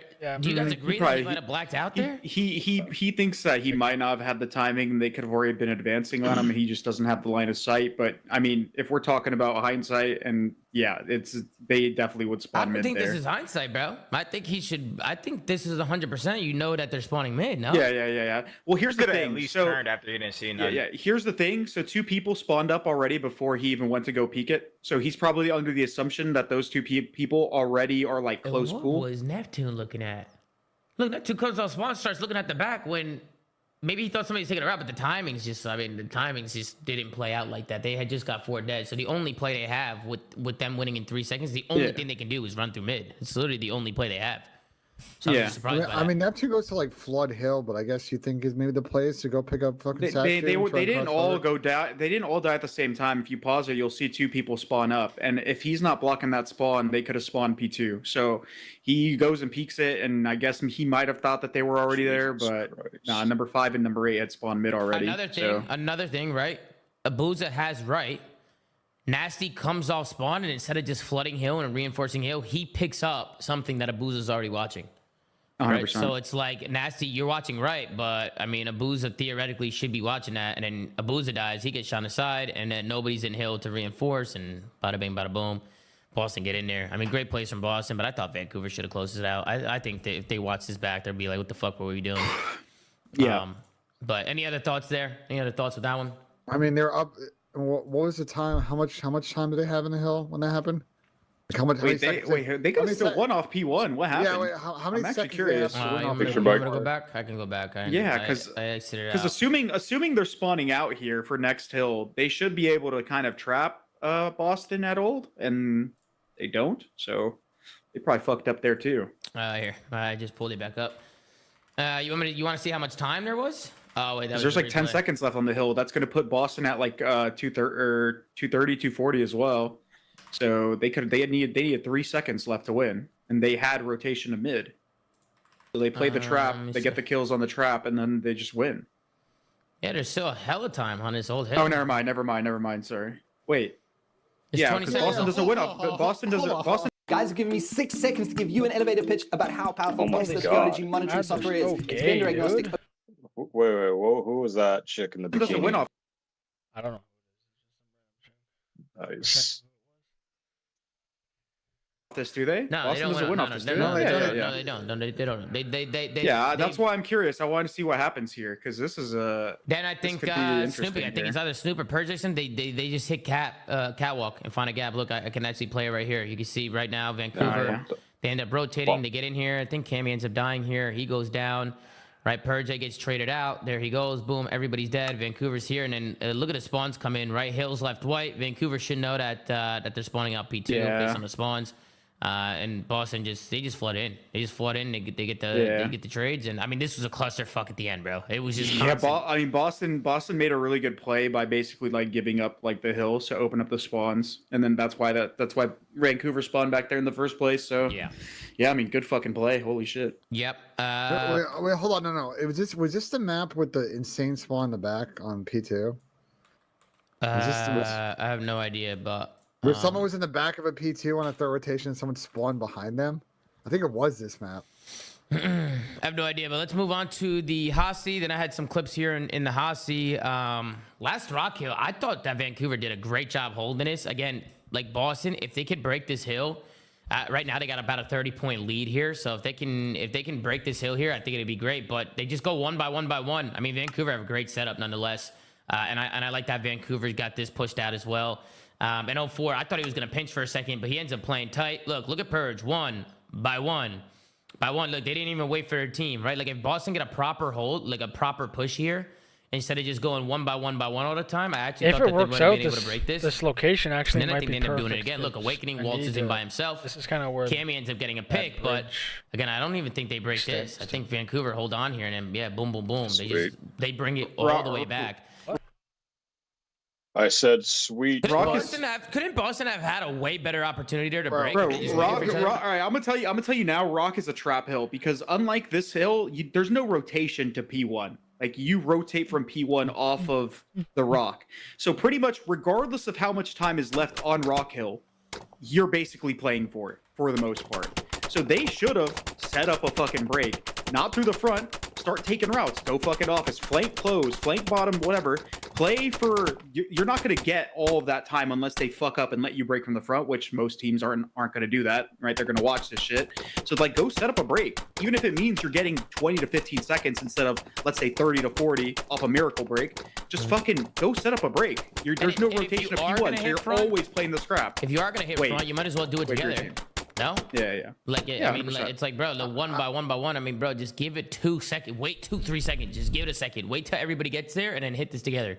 Go ahead, Ben. What are you gonna say? I'll say, FaZe and Thieves do that, Chris. Like they set up actual breaks, either take mid control or to your point, like they go all the way around and kill that guy on holes and then collapse. Like You always play for this hill scrap time. Like it doesn't matter if there's 15 seconds left. If you're in a position to break it, you play for the break every time because there's no rotation to P1 ever. So they should take their time, even if it means only getting 15 or 20 seconds. Like you're not going to get all 30 by breaking from the front unless they troll and you just execute perfectly. Yeah. the only time I think you should full hit front is if like they're about to win and you just want to contest and then like try and win the fights. Yeah, it's situational. But then I wanted to highlight the play here from 04. He does such a good job just staying alive here. Look at how he stays up here. Finds one, dips out of here, jumps over the corner, gets tucked into the corner. Cammy's like, where the hell is he? He spots him. He shits on Cammy. Goodbye. Peace out. And by the time he dies, look at where his team is now.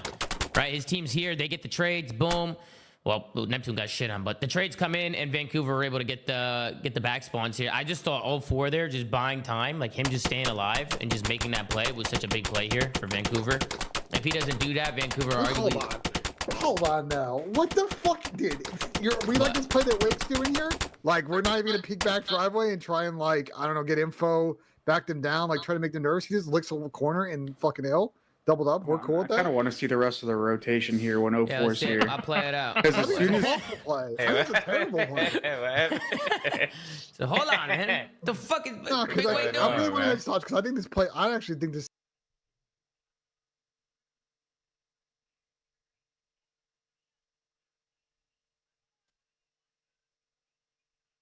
To place blocks in Minecraft, you need to press right block in your hand and it will place the block you're holding down onto the ground. To place blocks in Minecraft, you need to press right click.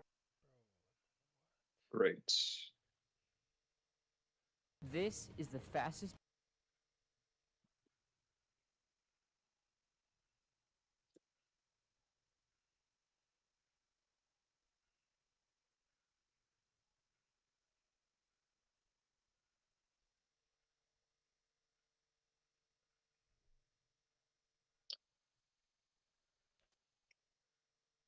Introducing Chewy. Hello everyone, this is Legitimus. I'm back here with another. Oh my. He's got to try and like get some kind of space so he can slow the push down to give his team like an opportunity to get in front. Like right here. Nah, but also, whoa, You want him hold to on. tell the whole Vancouver? No, Hold on. You know what's crazy? An angle and like actually try and keep them on. Now, also, if you really want to be like super nitpicky, as soon as they kill that guy in lobby, there's no way that they are in the back. So he doesn't need to retreat to the hill. Like, go help number 8. Like, number 8's clearly about to fight the team. Like, fight the rest of them with them at least. Give yourself a chance to win some trades.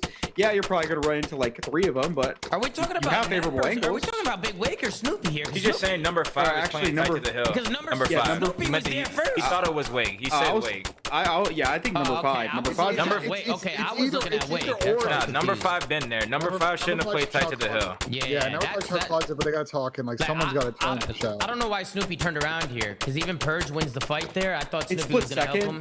But he could have helped number 8 and maybe like won a couple more fights. I don't know. It's risky. That I will say is 100% hindsight because it's just so split second. But still, I feel like in a scrim with no nerves and nothing on the line, 100% back drive it would have been Child. I think it's the right play. Yeah, I don't think it's hindsight, They play bro. tight. They play tight because it's land and their careers on the line. I mean, fair, but you gotta. That's like, what happened. That's why they play pussy. That hill is so hard to hold from the front that like you got to try and create time for your team to come off that front spawn. And if you get one kill, you slow that whole push down on their team. Like I think you got to at least give it a go. There's a rock. There's a corner. Like there's a lot of shimmy slide area that you can do there. So like not wide peeking and get instantly ripped by 3 people. You know what I'm saying? Like there are a lot of angles you can play to get info there. In the scrim, they're challenging that, bro. It's simple play. If in the scrim you're challenging that means it's the right play. Yeah, I mean, they would have tried that shit, no hesitation in the scrim. Yeah, they probably would have. I think Snoopy would have been hit that. Like, they would have been flying down that driveway in the scrim. Yeah, he would have been running, he would have ran through lobby here. Like once they got this kill, someone on their team would have been challenging the other team in a scrim for sure. Yeah, they kind of. But that's the difference in the quality of these teams, Don. Like FaZe and Thieves, they're making that play because they have confidence that even if they die or whatever, the team's gonna follow up and make the right plays under it. Teams here are nervous in that situation and they're given too much space and too much opportunity for a team like Vancouver to make a play and break into P2. Yeah, and then at the end here, I just thought Abuza was making great plays. You can see Abuza, he gets pushed up into top U. Bro, Boston can't do shit because Abuza's just holding off angles top U. Like he's not full challenge shit. He's just holding off angles, so they have no choice but to run by. Like look, he's just staying down from well and just throwing shimmies, putting shots into everybody. Like bro, that's gotta be so fucking annoying. You can't see the guy he's just throwing shimmies, and every time you give it up, he's shooting you in the side or shooting you in the back. I feel like top U control on that rotation is so important, especially if they're spawning well. You can do this all day, right? Especially if somebody's blocking. You see it Boozer, right? As soon as he comes out spawn, right? 3 go down. He knows they're all spawning front. You can see his arrow. He doesn't even hesitate. Decisive. Just gets to that top U, gets a kill onto Snoop. And he doesn't overchow. Him staying alive. Like if he overchows and dies, then Boston have the opportunity now to get into this hard point, right? And start contesting and making a play.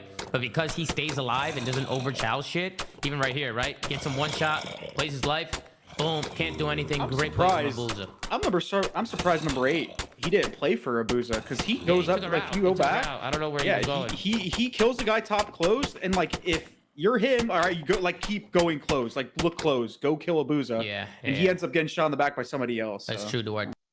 What's next for Cloud9? You see them staying together? It's on. Fucking Denver. That's the super it's on, brother.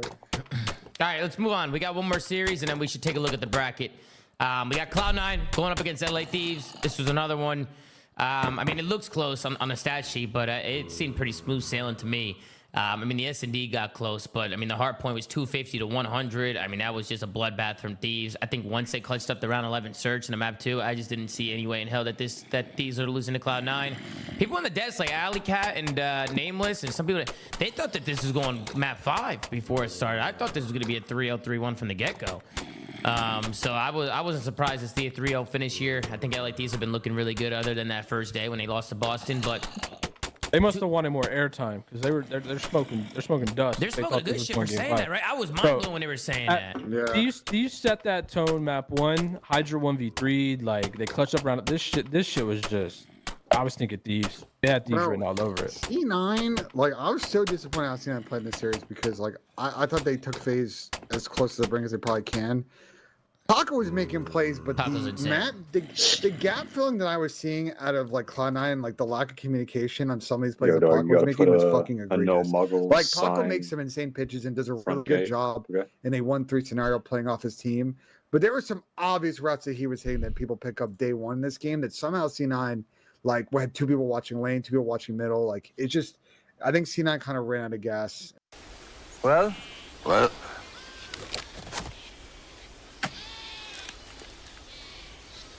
Like Squarespace, like. Squarespace, like.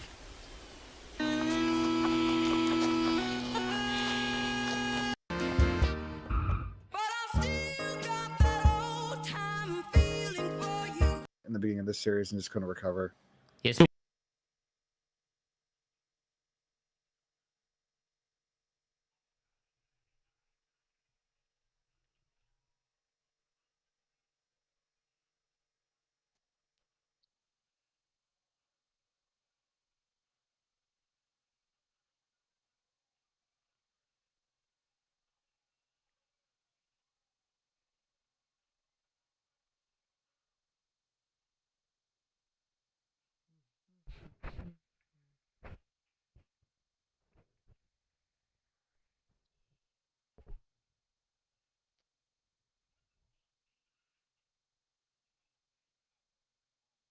We may have a discussion about that later.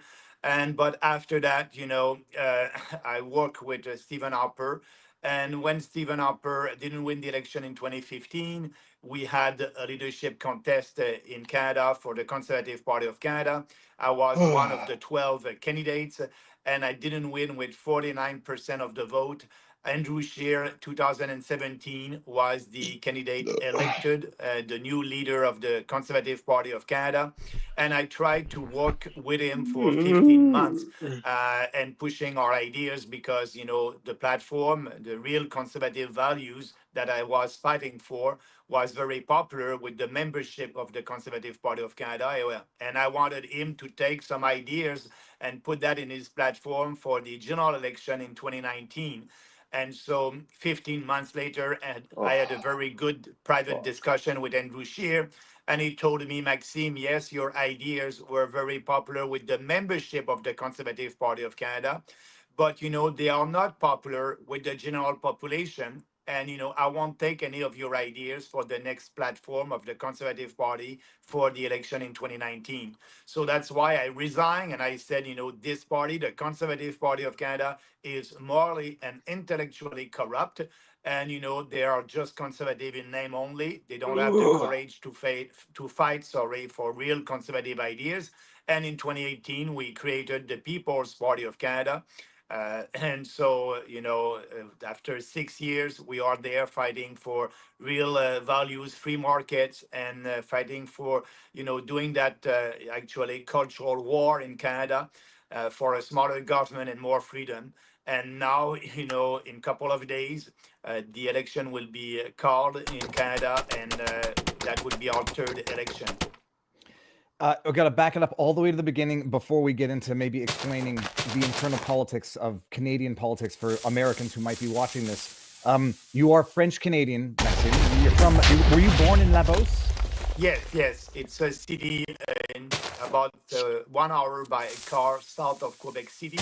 And I did work in Montreal. I studied in Ottawa. Yes, I'm a French Canadian. You can hear that with my accent. Well, and where were your parents? Like, how many generations in Quebec? Oh, here we go. The fucking TNT. Many regeneration. If you look at my ancestor tree, 300 years ago. It's amazing. And La Beauce, for those who don't understand, it's a small town south of Quebec. So it's almost, how far from the border of Maine would it be? Yeah, that's the border of Maine. Half an hour. The biggest city, Saint-Georges-de-Beauce, half an hour from the state of Maine. So yeah, and there's a lot. And actually, I must say that in Beauce, it's the most entrepreneurial region in Quebec. There's a lot of entrepreneurs, and 65% of the economy over there is exporting to the U.S. So the relationship between Beauce and New England and U.S. is very strong, and so they are exporting a lot of products there. Yeah, we're definitely going to touch on the tariffs in a bit as well. Just before I forget, though, what's the primary export or among the leading exports from Beauce to America? Is it, I want to say beer, but is that wrong? No, steel. It's a big industry also. Manufacturing, goods, but the big one is steel. Okay, well, I was wrong. In fact, now that I say it, I don't even know if Beanie Blue. And maple syrup. There goes the fucking. Wait, Canada's got the cartel of the maple syrup industry. What did your folks do growing up? Yeah, my dad was, a radio man. He did start the radio station in Beauce in 1953. He was very well known in Beauce, and in 1984, he decided to jump into politics with Brian Mulroney. So he was elected with Brian Mulroney in 1984, re-elected in 1988, and in 1993, re-elected as an independent. And he decided after that, and he was an ambassador for Canada in Haiti. When I decided to jump into politics in Beauce, I was living in Montreal. But I decided to go back in Beauce.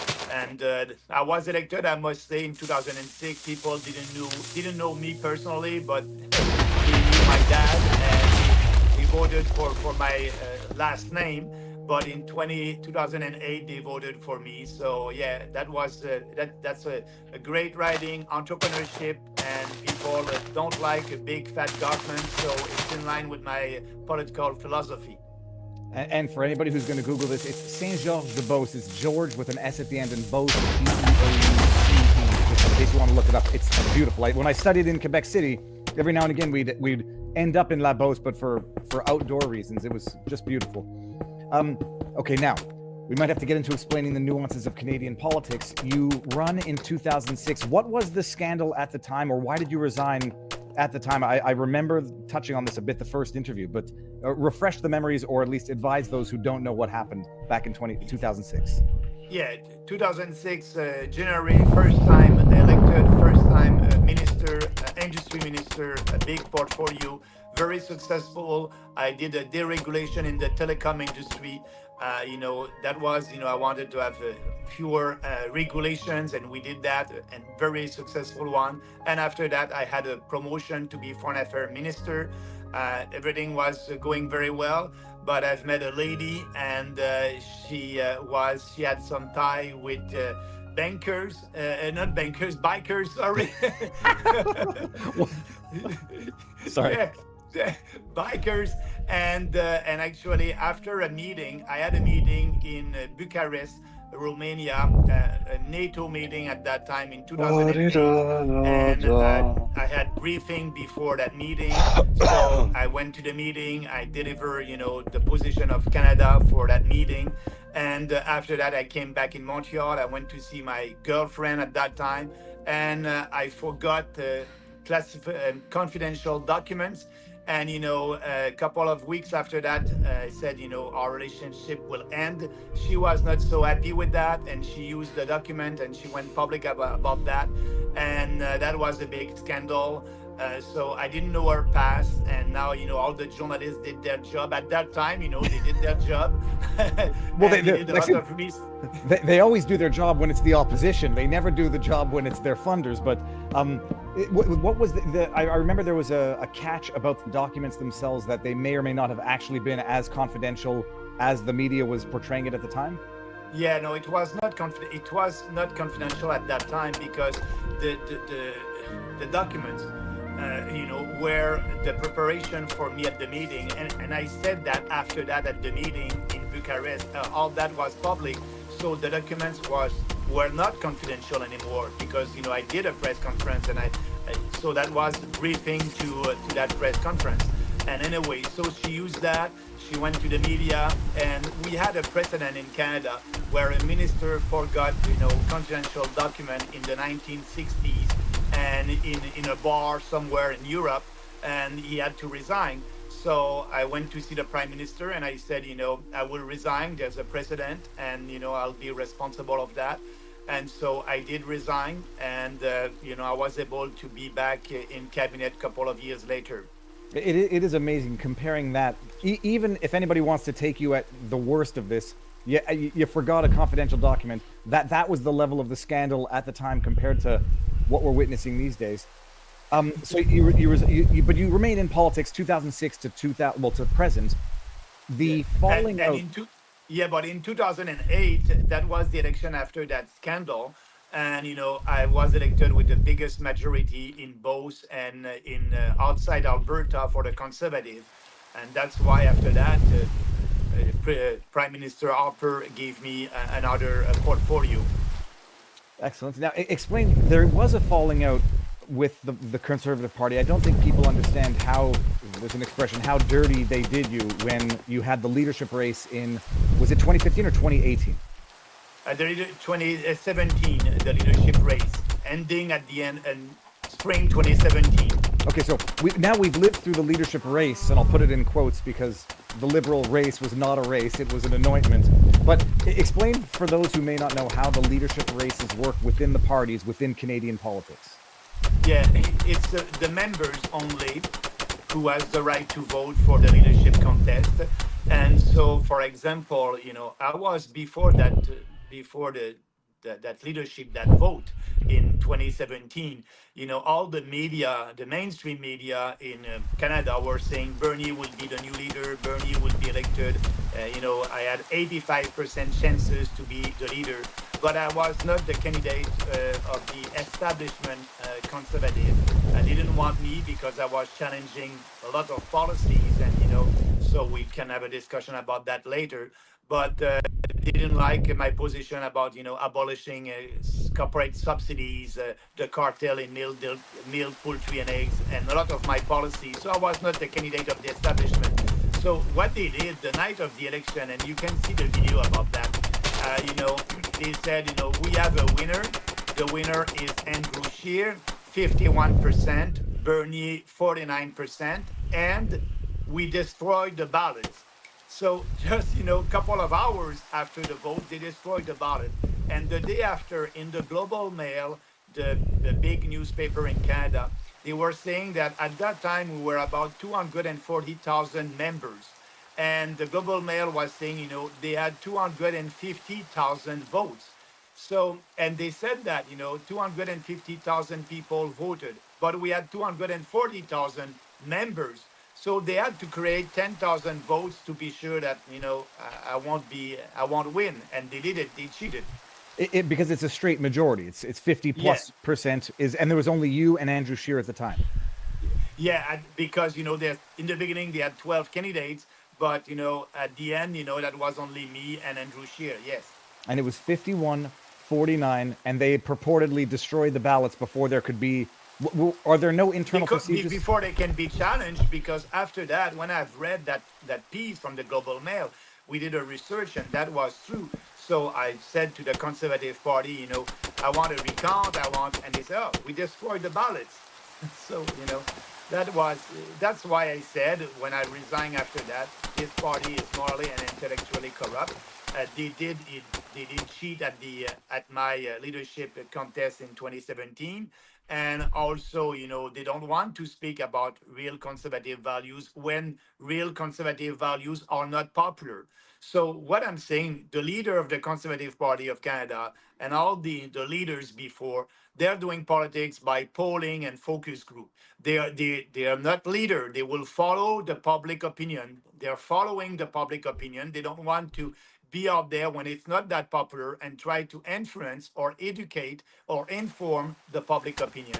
And so, in Canada, as you know, David, the media, the leftist media, is manipulating the public opinion because our media are very, leftist, and some of them are, activists, liberal activists. We don't have, like in the States, a Fox News and CNN. All our media, Radio-Canada, CBC, CTV, they're all, progressive and leftist. So the public opinion in Canada is more to the left, actually, because of the media. So, and the Conservative Party is following the public opinion. By doing that, they're giving credibility to the leftist narrative, and that's what they're doing right now.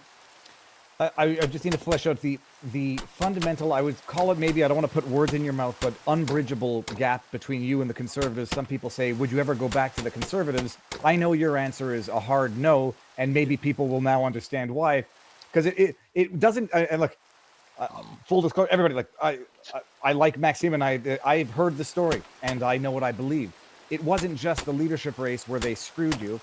What was the? This is where I got my first impression of the PPC from the media that you're talking about, depicting you and the PPC as racist, anti-Semites, etc. And when I discovered that that was as a result of, that was something of a conservative intelligence operation to defame and besmirch you. Can you explain that? Yeah, our first election and my first election as the leader in Canada, as the leader of the People's Party, was in 2019. And one of our policy on our platform is, to fight mass immigration. And at that time, I was saying, we need to control our immigration and we need to have a maximum of 150,000 newcomers, foreigners, every year in Canada. And, the media and the conservative were saying to me that, because of that, I'm a racist and our party is a racist party. So during the electoral campaign, they did pay, conservative activists to discredit us. And, he was spinning the media in Canada, saying that we were racist. And the media published a lot of pieces. And we had people who were saying that they were with us. And now they resigned from the party, from the People's Party, because this party is a racist party. But these people were not members of our party. So Kinsella, the conservative, draft a narrative saying that we're racist because of our position on immigration. And I can tell you, I had Jewish candidates, door knocking downtown Toronto, and they were saying, if you're with the PPC, I don't vote for you. It's a racist party. That was not the case. That has never been the case. But they were very successful to discredit us. Yes, you're right. So that's why this party is corrupt. And not to name anybody, but Warren Kinsella is the same scumbag who has now blocked me on Twitter for pointing things out. And by the way, I don't play the identity politics game, but when I ran for the PPC in 2021, I don't remember the name of the journal. They say, why would this Jewish YouTube star run with the People's Party of Canada? And it took me some time to get over that initial impression. There was a lawsuit. You lost the defamation lawsuit against Kinsella, if I'm not mistaken.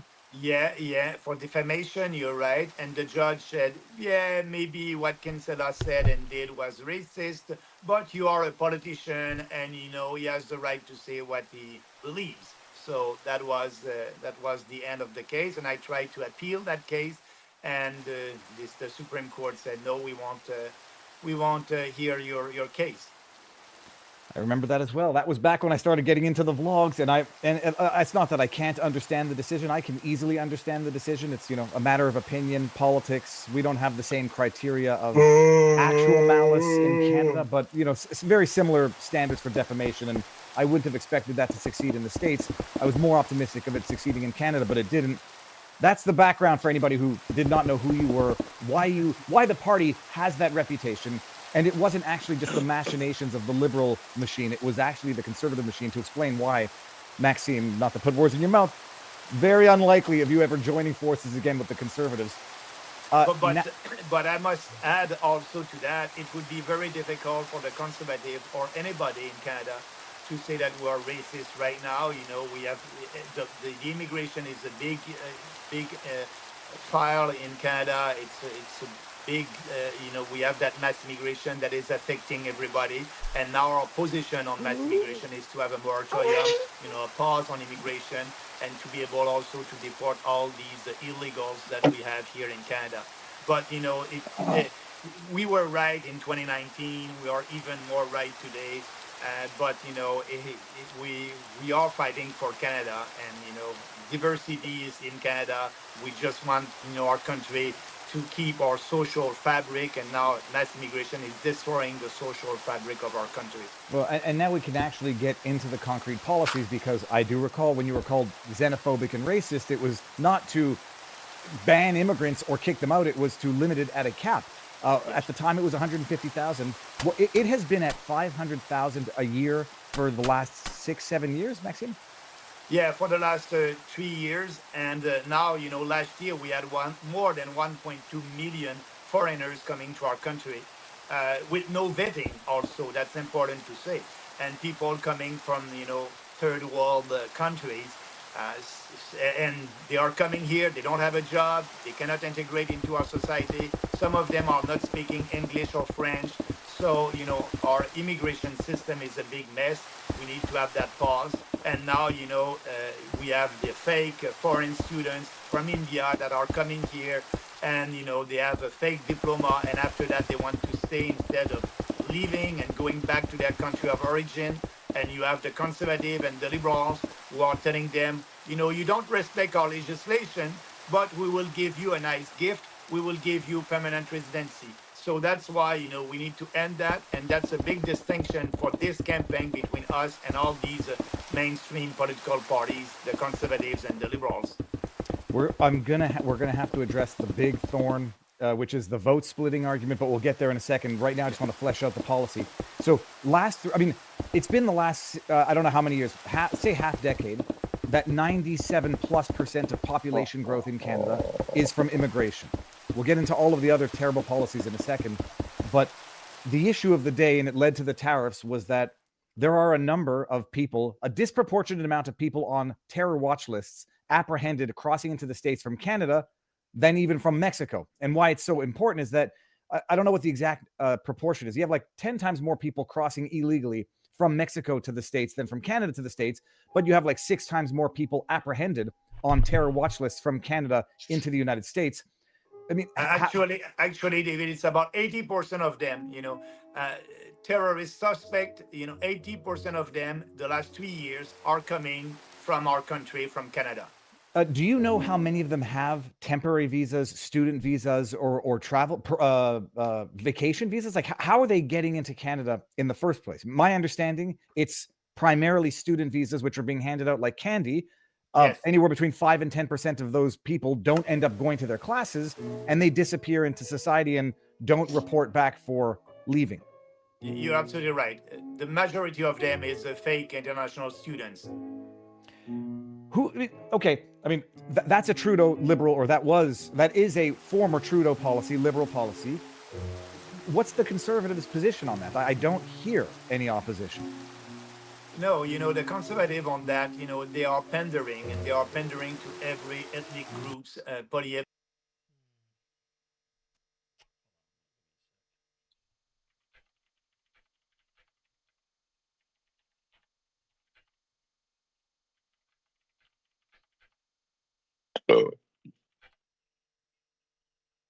What would you call this thing?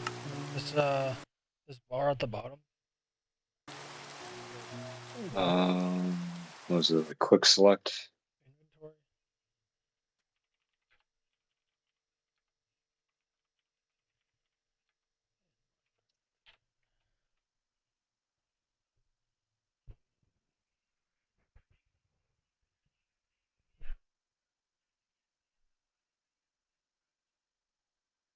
Wow, you can't even fucking change that.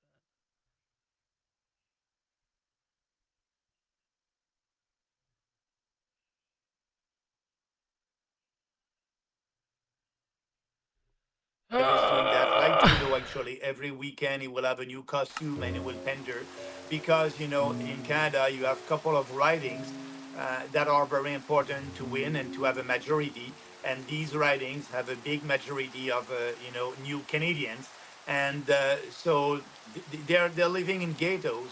We have a couple of ghettos in Canada, one in Burnaby, British Columbia, Brampton, Ontario. And so, Polyev and all these, and also Carney and the Liberals, they're pandering to them to have their vote. So when answering your questions, what Polyev said to them, he wanted them to have, all these illegal immigrants and foreign workers. He's ready to give them the permanent residency. So they don't want to speak about deportation, but, they're illegals right now here in our country.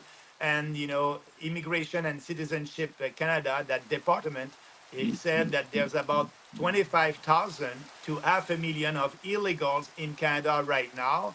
And this year, we'll have about 4 million temporary permits that will be expired.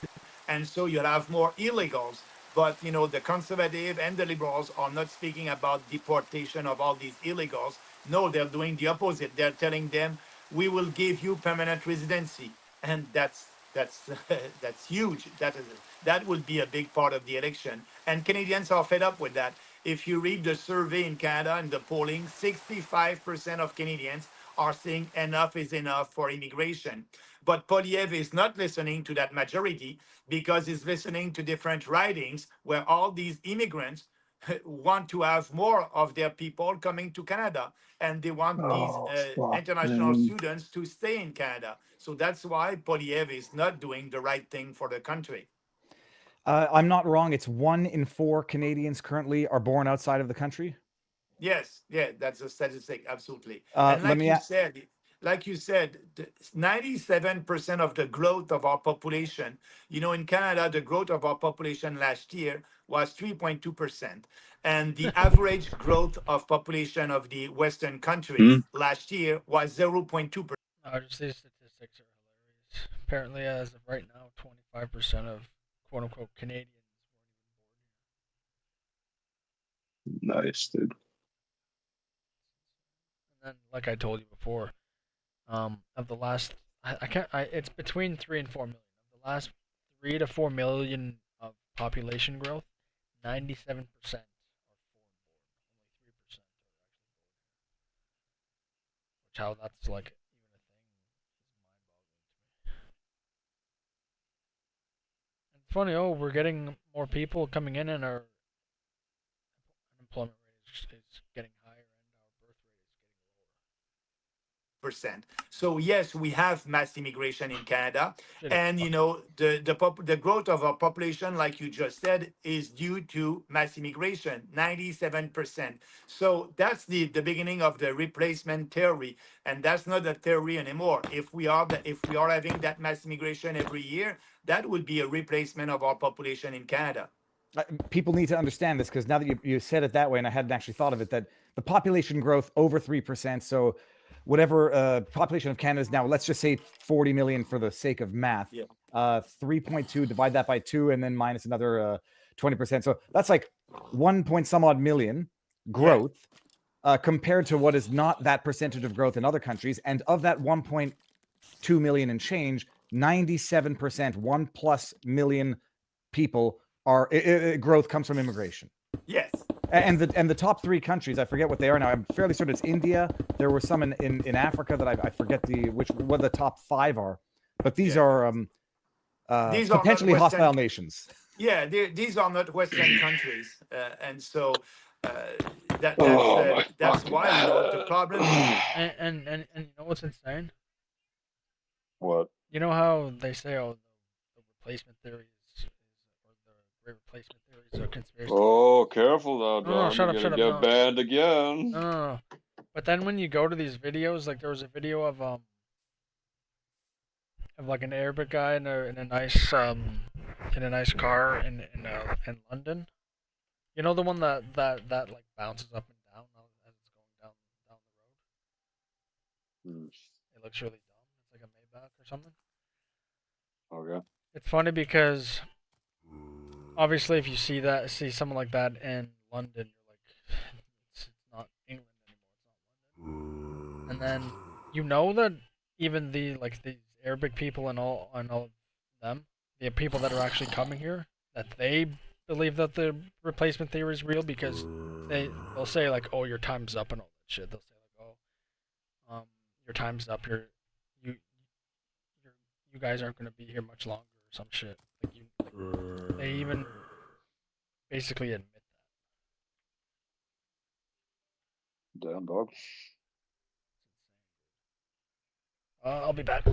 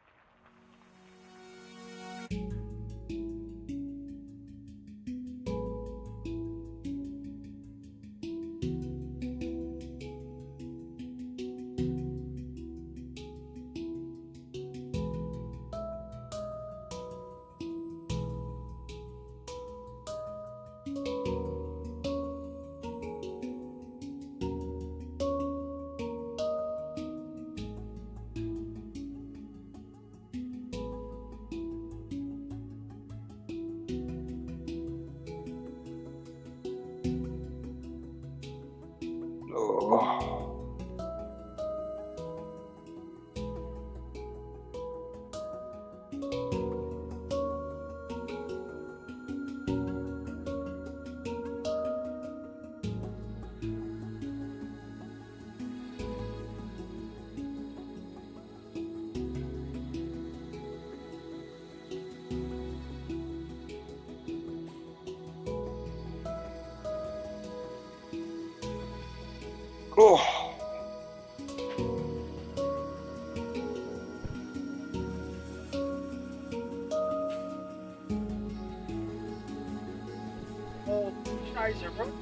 You know, and add to that, Viva, add to that the Multiculturalism Act in Canada. We are promoting multiculturalism. So, and that's a failure that didn't work in Europe, didn't work in Germany and in UK. But here in Canada, we are telling these immigrants and foreigners, you can keep your culture, you know, don't integrate into our society. And the federal government would give money to, for example, celebrate the new Chinese year. I don't have anything about the new Chinese year. But that being said, if they want to celebrate that, they can use their own money. The federal government must celebrate our culture, our identity, our history, but they're not doing that. So multiculturalism plus mass migration, you know, that's a recipe for a disaster. I feel like I'm going crazy because it's like you watch the news and it feels like pure gaslighting. At one point, not that long ago, I think it was 4 months, Trudeau came out and said, yeah, we have to address the immigration problem, the student visa problem. And then there was a fight with Trump, and then he says, all of a sudden, no, we're back to open borders again. Everybody who wants to flee the Trump regime come up to Canada. Am I crazy, or did Trudeau not acknowledge, as of very recently, that the immigration policies of the Liberals, he didn't say it quite this way, he says now universities are abusing the visas and corporations are abusing the visas and we got to tamp down, only then a month later to say open back up? Yeah, they did, you know, put some restrictions on universities and colleges to bring foreign students. They did that, but you know, I don't know if it's enforced or not. But yeah, Trudeau said it. We will do it. So we'll see.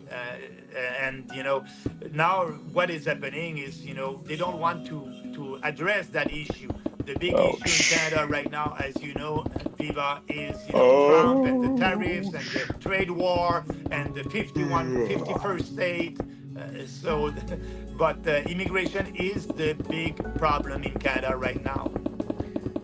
There was Ruby Dalla. I'm sure you followed the scandal. When she came on to the channel, I was A, surprised that she came on, and B, surprised by her policies, given that she's a purported liberal, in that her open policy is having deportations of illegal immigrants. It was to be expected that she would be stabbed in the back, you know, viciously by that corrupt Liberal Party. Have you been in touch with her in terms of potentially seeing if she would come over to the dark side? By her when there was Ruby Dalla. I'm sure you followed the scandal. When she came on to the channel, I was A, surprised that she came on, and B, surprised by her policies, given that she's a purported liberal, in that her open policy is having deportations of illegal immigrants. It was to be expected that she would be stabbed in the back, you know, viciously by that corrupt Liberal Party. Have you been in touch with her in terms of potentially seeing if she would come over to the dark side? I'm joking, but come over to the PPC side? Yeah, no, I know her. You know, I was sitting with her in Parliament. She was in the opposition. I was in government. But, you know, I was not surprised about that position. That's the best position, you know, just to have a pause and deportation. She understood that, but I'm not surprised also that the establishment of the Liberal Party said, we don't want you in that that leadership contest. But, you know, maybe that's a good idea to be in touch with her. I didn't call her. But we are promoting a policy like that for the last 6 years. So she will be welcome in our party. And I made the joke with her. I said, I sort of see you being a conservative in a bit, except your policies are more conservative than the conservative policies, so-called conservatives. Yeah. Okay, so immigration, massive problem. It's a known problem. I mean, we talk about the Great Replacement theory, and I say it's not conspiracy, it's not racist, because it is what it is. And the mass immigration could be coming from anywhere. If you had 1 million plus Russians coming into Canada, you'd have people probably up in arms for other reasons. If you had 1 million plus Ukrainians coming into Canada, you would probably notice some cultural confrontations, to put it mildly. I mean, is there an appetite, or is Canada already too far gone in terms of the scope and breadth of the immigration problem? Yes, there's an appetite for that. And, I can tell you that, when I'm traveling across the country, in a pre-electoral campaign, I'm speaking about that, and it's very well received. People are fed up with that, and they know that, we still have a chance to save this country. And I said, the People's Party of Canada is the only hope for Canada. If you want to save that country, our platform must be adopted. Our platform, electoral platform, political platform must be, part of the legislations in Canada, not only because of immigration, but also you have in Alberta, a separatist movement over there. You have that in Quebec with the PQ. And there's other problems with the equalization formula. That's a formula in our constitution where rich provinces are giving money through the federal government to poor provinces, and Quebec, my own province, is under that formula a poor province since 1957, and that's not the reality. We need to change that formula. It's unfair, and Western Canadians are fed up to give money to Eastern Canadians, but the Liberals and the Conservatives won't talk about that. So, and the fact that, that net zero and the climate alarmism, it's all, in Ottawa, and they're putting regulations against Western Canadians. So we need to stop all that. Having a smaller government in Ottawa, that's the solution to keep this country and to have a real country that everybody will be happy in your province if you respect the Constitution and respect the autonomy of provincial government. That's the example I often give when people say, do you trust Maxime Bernier? And I say, I trust him. He's principled to the point of potentially his own political detriment, because coming from La Beauce and not supporting the equalization payments, for those who don't know what it is, the rich provinces pay into the federal with their taxes, that the federal then takes it and redistributes it to the poor provinces, which tend to be the Maritimes, which are not resource rich, even though they could be, and they could be tourist rich. And some people feel like it's stealing from the rich to give to the poor, except the poor aren't actually poor. They're just unjustly benefiting from it. And I say taking a position to revise or revisit equalization payments is not going to be popular in Beauce or in Quebec, and you do it nonetheless. Now, people and speaking about that, just for your viewers, the federal government is in that equalization formula, is giving about $26 billion to poor provinces. And half of that, $13 billion last year, went to Quebec.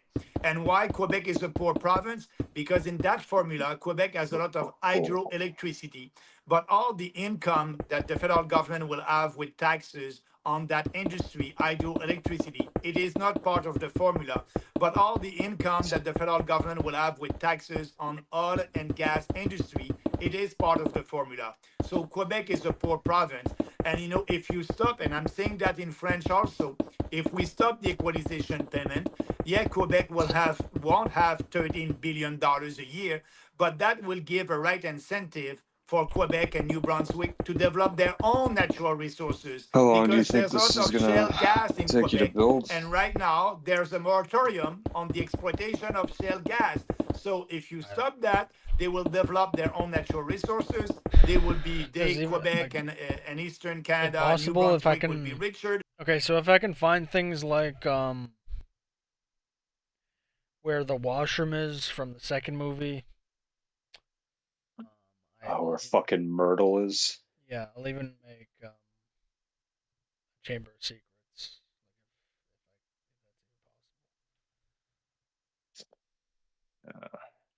Shit. I don't know. You're gonna have to fucking figure it out, dog. So that's the solution. But traditional won't politicians stand don't for want to say that. inaccuracy in But I said in hog French in Quebec that I'm not proud to be a Quebecer when we receive equalization money and Quebec is supposed to be a poor province. Quebec must be a rich province. We must develop our own natural resources, and we are not doing that. So that's a big change. But when I'm saying that in Quebec or in English in Nova Scotia, it is well received. People understand that it's unfair, but you have to explain that. But in politics today, politicians don't take time to explain things. They're doing politics by slogan and literal slogans, and they don't want to explain anything to their population. Actually, traditional politicians think that Canadians and voters are stupid, so they don't want to go up there and do another step and explain that. We think that people are intelligent, and we are appealing to their intelligence as a political party. Well, no, it is amazing because people don't appreciate that. I've always long said by crippling the energy industry in Canada, you're not helping the environment, you're outsourcing the pollution. And it's happening at the macro level where Quebec says, we're a poor province, keep treating us like one so that we don't have to develop our natural resources, so we can outsource the pollution to, if you consider it to be that, to Alberta, and then we can get their tax monies, and still, it's a social welfare system at the provincial level. And I was going to say something else as relates to the politicians not explaining it, Maxime. When I see Justin Trudeau, or if and when I ever see them doing long format discussion like you do on not necessarily hostile but potentially adversarial media, then I will have a slightest bit more respect for them. But thus far, it is a campaign of slogans, and you are one of the few politicians up in Canada who likes doing or agrees to do long format interview. Although I'm not going to be too hard on you, but I'll be hard on you on a couple of things. Okay, so the population growth, all immigration, and the population killing the local population with the medical assistance and dying stuff that's going on in Canada. Yeah. I cannot get over how off the rails it is. I just had on Kelsey Sheeran, who's on a mission to fight medical assistance and dying. People think it's a conspiracy theory, but when you promote literally death and replacement by immigration, how else is anybody supposed to appreciate what the Canadian government is doing to Canadians? Because they do exist. And Quebec, my own province of Quebec, is the world leader in assisted suicide. And actually, in the beginning, that was only legal to do that in a hospital. I don't know why this version is different than console, because okay, do you remember how quickly you could place blocks in Minecraft? Yeah, with like the potions and everything. Yeah, and now listen, this is when I hold it. I can walk, like I can creative mode fly faster than I can place. Now on console, you can place as fast as you can move. So I genuinely... Now the Quebec government changed their regulations, and they said, if you want to die in a park, we'll allow that. If you want to die at your home, we'll allow that. So, and the healthcare system in Quebec is not so efficient. There's a long waiting list for surgeries. And so you think that they're pushing that to save costs? I don't know.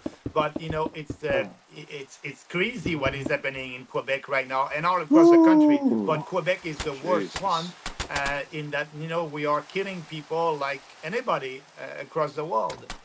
I think Quebec was we call it medical assistance in dying or assisted suicide, and I've been calling it state-sanctioned murder because I think that's what it is in a great many cases. It was the third leading cause of death in Quebec.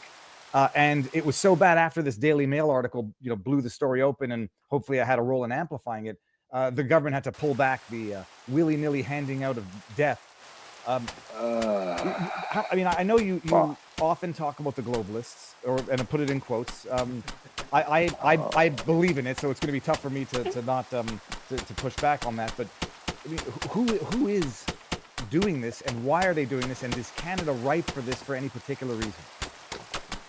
Yeah, when I'm speaking about globalist and the establishment, the elite establishment, You know, look at in Europe, for example.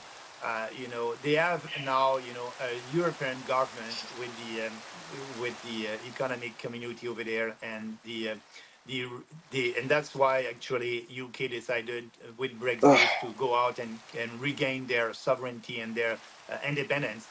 But at the UN, the goal of the UN is to have a world government, and they want to do that. But it won't happen in 1 year. It won't happen in 10 years, maybe in 15 years. But that's the goal of the globalists. So they have institutions like, you know, the World Health Organization that is telling other countries what to do.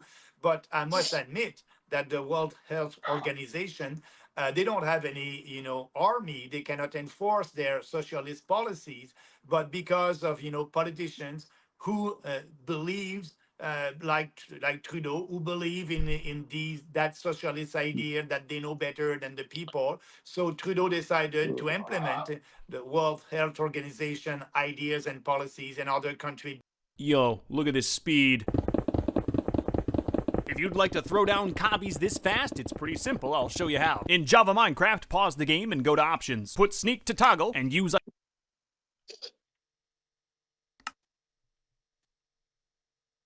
Simple, I'll show you how. In Java Minecraft, pause the game and go to Options. Put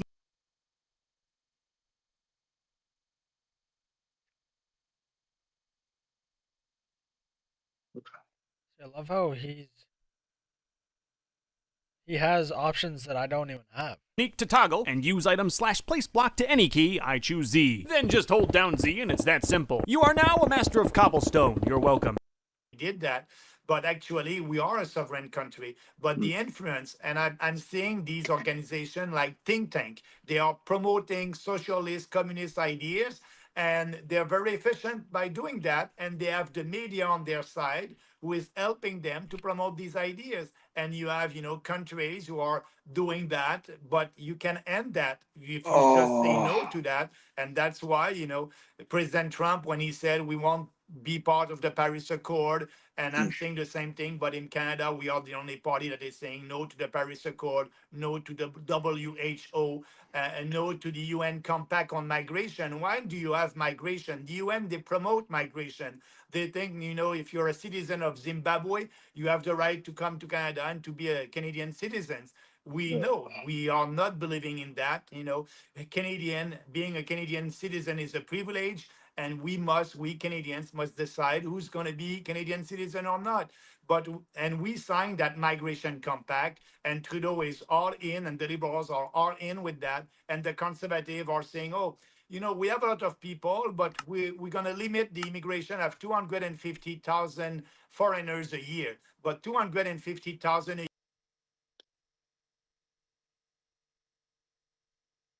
Sneak to toggle and use item / place block to end.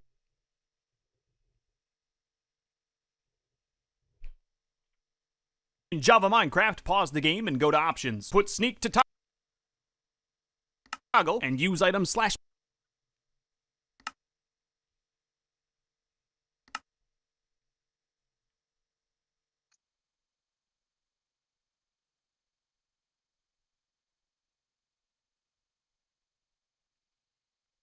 Oh, my leg. Place block to any key. I choose Z. Then just hold down Z and it's that simple. You are now a master of cobblestone. You're welcome. A year right now is too much because of that mass immigration that we had the last couple of years. We need to have that pause. But for Poilievre, he won't go there because he's pandering to ethnic communities, like I said. So these global organization, UN and other organizations are very efficient, but we need to be out there and say no to that. And you know, we don't buy that globalist ideology. My concern is maybe you're on the ground and not in a silo, but you're meeting constituents or people who in general agree with you. I'm sitting here now from the outside after having run for the PPC in 2021, went knocking on doors, people saying, I'm not even signing your paper to get you on the ballot is how much I think I hate the PPC. But I don't feel that there's the appetite among the general population. And I don't know if I've gotten too cynical. It seems like there's too many who have bought into this globalist madness to some extent. Like, Our country should be open for everybody. It's defeatism. The problem is too big. We can't kick people out. It's not humane. I don't feel that there's the actual public pushback that got Trump elected in America, the equivalent of that in Canada, despite your best efforts. I mean, do you disagree with that? And what is the what's the option, even if I'm right? But the opposition to these globalist ideas like mass immigration, it's becoming stronger every day, every year. And I can tell you, when I started to speak like that in 2018, 2019, it was not that popular. It was very difficult. You just said it, for our candidates across the country. Now it's easier, and people understand. They can see that their son didn't have a job last summer because that was a fake foreign students who had that job, and we are importing cheap labor with that mass immigration. So now mass immigration is affecting a lot of people across the country, and more understand. But it's we are not at the same point as in US. You're right about that, or in UK or in France. But our time will come, and it may be at this election, it may be at another election. But I can see a growing movement, in line with our ideas. You mentioned the Brexit and the UN and what it wants to do to Europe. And it's a perfect sort of way to introduce the man of the hour, the Carnival Barker, Carney, who was a critic of Brexit back in the time when he was living in the UK. People don't seem to know who Carney is or was, or what his role was in the Trudeau administration up until recently. You're much more familiar with Carney and his political influence than anybody else. Could you flesh it out for those who may not know? Yeah, Carney is, for me, and in reality, the globalist in chief. He was the UN envoy for climate action. You can play this shit on like an iPad, right? He's all in with the climate emergency. That's a little bit bizarre that he decided to abolish the carbon tax in Canada, but he will impose other taxes and regulations to fight climate change. So Carney is a real globalist. He's part of the elites, actually. And, in Canada right now, we don't need a guy like that. And I believe that he won't be able to win the election. People will see him and the real Mark Carney. And you're right about Brexit. He was against that, against the sovereignty of UK. And his term as the governor of the Bank of England was not so great. So Carney is the elite. Is doing politics right now in Canada as the leader of the Liberal Party. But is the Prime Minister not elected? That's why we may have an election in a couple of days in Canada. But that being said, he is a real globalist. He's part of the elite, the World Economic Forum. He's part of all these people. And for him, he will do. And that's why also I must say that yesterday, the Albertan government decided to table a legislation in Alberta saying that our natural resources are our natural resources, and we don't want any interference coming from the federal government. So we want to listen to you, the federal government, who are telling us that we must have, net zero emission and all, your crazy climate ideology. We won't follow that here in Alberta. We don't want any civil servants working for the federal government to go to our industry. You won't have the right to do that. So Danielle Smith is very protecting the oil and gas industry, and she's right, because it is a 100% provincial jurisdictions. And now I think she's afraid of Carney, because Carney, if he's elected, may come with more regulations against the oil and gas industry, knowing what he believed and what he did in the past with the UN. I gotta highlight that point as well. That Mark Carney, he's lived the better part of the decade in the UK. I often make fun of him as a 3-passport carrying WEF globalist, fill in the blank. It was one of the highlights of Pierre Poilievre. I do give him a lot of flack, but I'll give him a little bit of credit when he deserves it. It was a while back where he's talking to Carney about his investments, and Carney's talking about how Western governments who have the technology need to go green, but the developing nations whose technology is not quite there, they get to continue dirty pollution. And it is exposed, or he inadvertently admits, he's investing on both ends in terms of betting against the clean energy in Western countries and investing in the dirty energies in developing countries. And he says it's not a double standard, it's a jurisdictional thing. Carney, the Liberals have been crippling Alberta, but outsourcing that pollution to the rest of the world. Is there any, it's a loaded question. Is there any good reason to cripple energy independence in Canada when it just results in Canada having to beg for oil from Venezuela, from Saudi Arabia, or get energy from dirty producing countries, or empower China? There's no reason, there's no logic for that. We have a lot of natural resources, we must exploit them, and there's a way to do that in 2025 by respecting the environment. And now the problem that we have, we don't have any pipelines.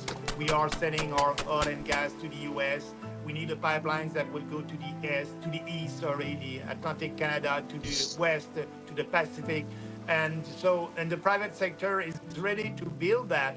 But with all these regulations and legislation that Trudeau imposed against that, it's not happening. So we need to have a new government that will allow that. And when you speak about climate change, the climate is always changing. CO2 is not a pollutant, but Poilievre won't admit that. The problem with Poilievre, he won't impose the carbon taxes, and he won't impose also maybe the industrial carbon tax. But because he's in line with the Paris Accord, he will have to put more regulations and do, for example, carbon capture. That's very costly. We are giving billions of dollars to capture CO2, but CO2 is not a pollutant. So let's stop that. We must not participate in that logic of climate emergency. And CO2 is a gas essential for life, but Poilievre won't go there. And that's the problem. He is okay with the Paris Accord, but at least he won't impose new taxes. But when you impose regulations on businesses, businesses will have to transfer that to consumers, and it's always consumers who are paying.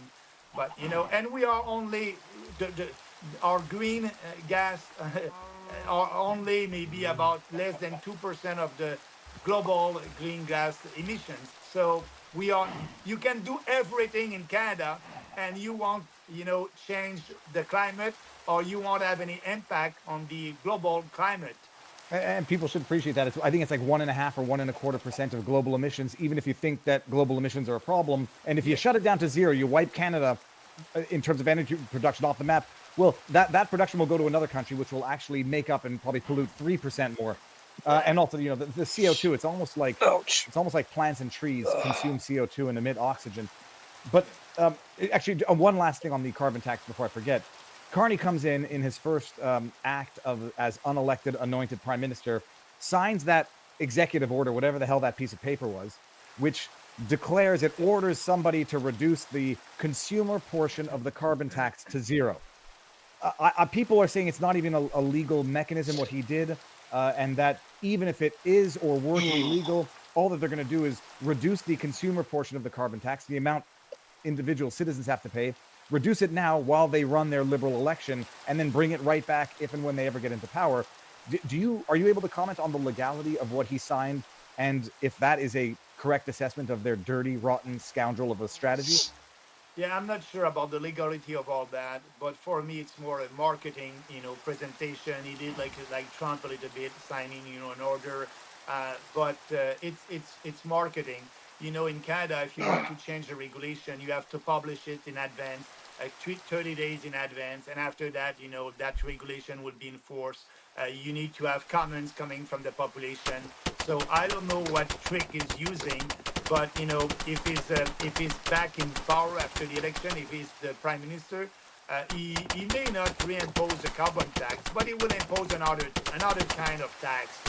So it's what he's doing. It's just to be sure that he will have something to say during the election campaign that he's against the carbon tax, but he is for the Paris Accord. That's the most important, and he believes that CO2 is a pollutant, so that's the most important.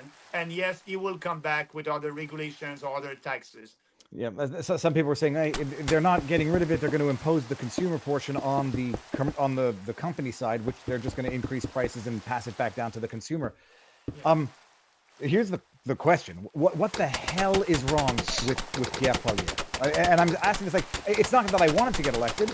And some people say I'm criticizing him because I don't like him, or I might be criticizing him because, you know, I hate the liberals, and you want the opposition to be opposition.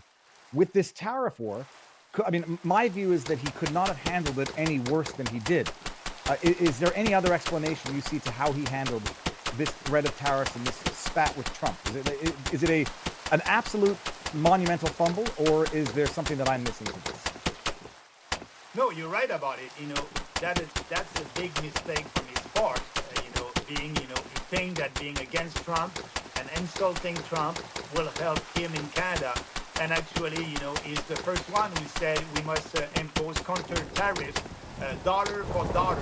And I said, when you're doing that, you are imposing a new tax. These tariffs that the Canadian government is imposing, it's on us, Canadian consumers and Canadian businesses. We are paying for that, and we cannot win a trade war. The U.S. is 10 times bigger than us. But Poilievre is okay with that and is pushing. And you know what is interesting is, Trudeau did impose 25% tariffs, and Carney, as the Prime Minister, had a question, I think, a couple of days ago. And he said, are you ready to impose more tariffs? And he said bluntly, I don't think it's a good idea because it may hurt more Canadians than the U.S. And, they are 10 times bigger than us.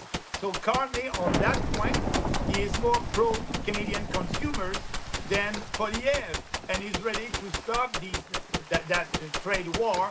But Poilievre said, no, we must, if Trump is imposing more tariffs April 2nd, Poilievre is out there and say we must do the same. So I don't understand what he's doing, but I think that it would be popular during the electoral campaign to be against Trump, because maybe when in US you had the presidential election, in Canada they did a survey at the same time, and they did ask Canadians what is their preference, Trump or Harris, and 65% of the population said that they would have voted for Harris instead of Trump for the Democrats. Dude, imagine 65% of people vote for candidates. Dude, that is. Like, I want to ask you, can you believe that? Which I'm sure. Instead of the Republican. So maybe he has that in mind, and he's following the polls and being against Trump, he thinks that it is good. First, it's not good for the country. You won't be able to have if you're prime minister, you won't be able to, it will be more difficult to have a good trade deal with Trump. And second, Canadians are paying that trade war. So just stop that. If you are saying that you are putting Canadian first, that is slogan. Poilievre is saying, I'm putting my country first, Canadian first. If you saying that, you must act, and you're not acting in line with your slogan because you are taxing Canadians with these counter tariffs. So it's I don't know.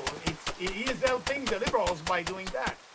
I'm actually a little bit surprised it was only 65 to 35 that would have preferred Kamala. That's actually mildly encouraging. I would have said 80, but that might just be because of the people I know up in Canada. So it was going to be a question about the tariffs. The issues that Trump initially raised were fentanyl crossing the border and illegals. People respond, well, it's your border, you protect it. But there is a very serious fentanyl problem going on in Canada, big busts going on in Canada, and I should be having Sam Cooper on sooner than later to go over this. What is your understanding of the... There's two things.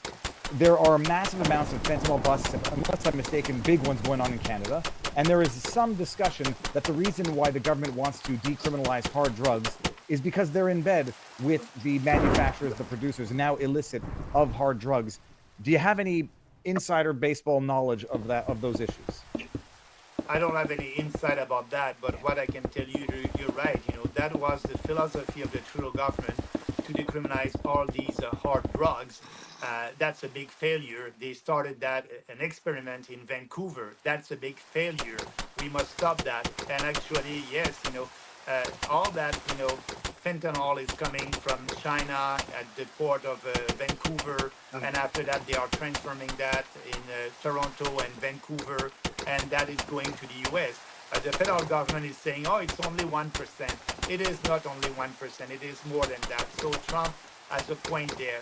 We need to be tough on crime. We need to fight, these drug traffickers, and we are starting now to do that. That's why he decided to impose 25% tariffs, because of fentanyl, but also because of the fact that we are not protecting our own borders. And if you want to solve that, you must start by having that pause on immigration, that moratorium, and deporting the illegals, and yes, protecting the borders. Now the federal government is starting to do that. But you know what? I believe that as a Canadian, I must thank President Trump for that, because now after 9 years, you have the Liberal government that is working to protect Canadians, and by protecting our borders, by fighting crimes. It took 9 years and President Trump for our federal government to invest and spend money to protect Canadians and fighting crimes. And that is the first role of a government. Be sure that your citizen will be secure. And now the federal government is doing that. But also, we must admit that there's more in these tariffs. And like Trump said, that's the most beautiful word in the dictionary. He likes tariffs because also for him that will be important to repatriate the manufacturing sector, manufacturing industry in U.S. And by doing that, is sending a strong message that if you are a business person, you come invest in the U.S. We are open to investment, and it will be easier for you to sell your goods to Americans if you are here in the U.S. So that's all that debate also in the U.S. And that's why we need to sit with President Trump and reopening the free trade agreement, put everything on the table, and not wait until 2026, because that's the date for the reopening of the free trade agreement in 2026. Do that right now. Have a good discussion, put everything on the table, but Poilievre and Carney are not ready to put everything on the table. I don't think Trump even wants to legitimize Carney as a prime minister. Technical question: he doesn't. Carney is not an MP, and so am I right in that he can't actually be the prime minister until he wins a seat, or can someone give him a seat in the interim? No, if you look at, we are a parliamentary system in Canada, like in UK, and there's some precedent in UK for that. That's why, he is the prime minister, but, he doesn't have any legitimacy, and that's why he will call an election soon to be elected. But if he wants to govern until this October, there's a by-election in Nova Scotia. He can be a candidate in Nova Scotia. That by-election will be April 10th, and he can be elected there, and he will be in Parliament. So he has two options: call the election in a couple of days, and we'll have that election, and he will be elected or not as prime minister or not. Or if you want to govern, go and be elected at that by-election April 10th, and he will be able to be in Parliament after that, and he will have more legitimacy. Now he's there, but it's happening in the parliamentary system. Which riding in Nova Scotia? Do you know offhand? Halifax. Well, okay. I mean, there's some beautiful areas to Nova Scotia. Halifax, from what I understand, as a city now, has gotten a little bit gritty, to put it mildly. And Maxime, speaking of what's going on in Canada, we're seeing images right now of liquor stores shutting off American liquor, people taking pictures of strawberries from America that aren't selling. Is it as brainwashedly mad in Canada as we're seeing it is on social media from down south? It is, and it's crazy from our government, from the Ontario government and the Quebec government. Both provinces decided, to take all the wine coming from the U.S. out, and people are not able to buy it right now. It's not on the shelves. But that being said, it's crazy because they paid for it.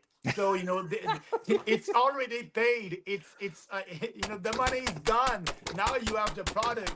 Just sell it to Canadians, and you have a lot of Canadians who want sell it that. at a discount. Who's the premier of Alberta? Daniel Smith.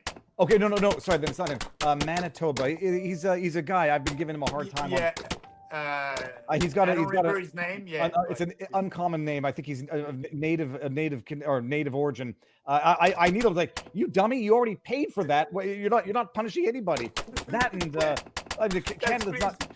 Actually, my wife last weekend, she wanted to have a good wine from California, and she said, I will go in a little village in Quebec where they have, some wines, and she came, and the guy said, you're the last one, it's the last bottle, I won't be able to have more because I cannot, but if you take that bottle, it is the last one. It's so Maxime, I heard something totally wild that they were finding a way to get around it because they like their wine, and so they were boycotting red states. So Kentucky bourbon, Tennessee Jack Daniels, but they were not boycotting blue states, so they can still get their Napa Valley wine from California. It's virtue signaling gone, political of a national brainwashing level. Maxime, one tough question that I should ask because it's in the news now and it sort of has direct relevance to Justin Trudeau opening the border to victims, the victims of international conflict. You get a lot of flack for being anti-Israel, and I mean, I'll put it in quotes because I don't believe that it's anti-Israel. But people say if you don't overtly support Israel in its endeavors and with aid against whatever, that you're anti-Israel. Oddly enough, they make the same argument against Ukraine, but people, at least there's a bit more of a political comfort to say, I no longer support the endless war in Ukraine and stop sending the money. But if you say that with Israel, then you're deemed to be anti-Semitic. What is your stance vis-a-vis Israel in particular? Yeah, like I said before, I'm not pro-Israel. I'm not pro-Ukraine. I'm not pro-Palestine, and I'm pro-Canada. I'm pro our country. So our influence in the Middle East as a country, we don't have any influence, so I don't speak about that. We don't have anything on our platform.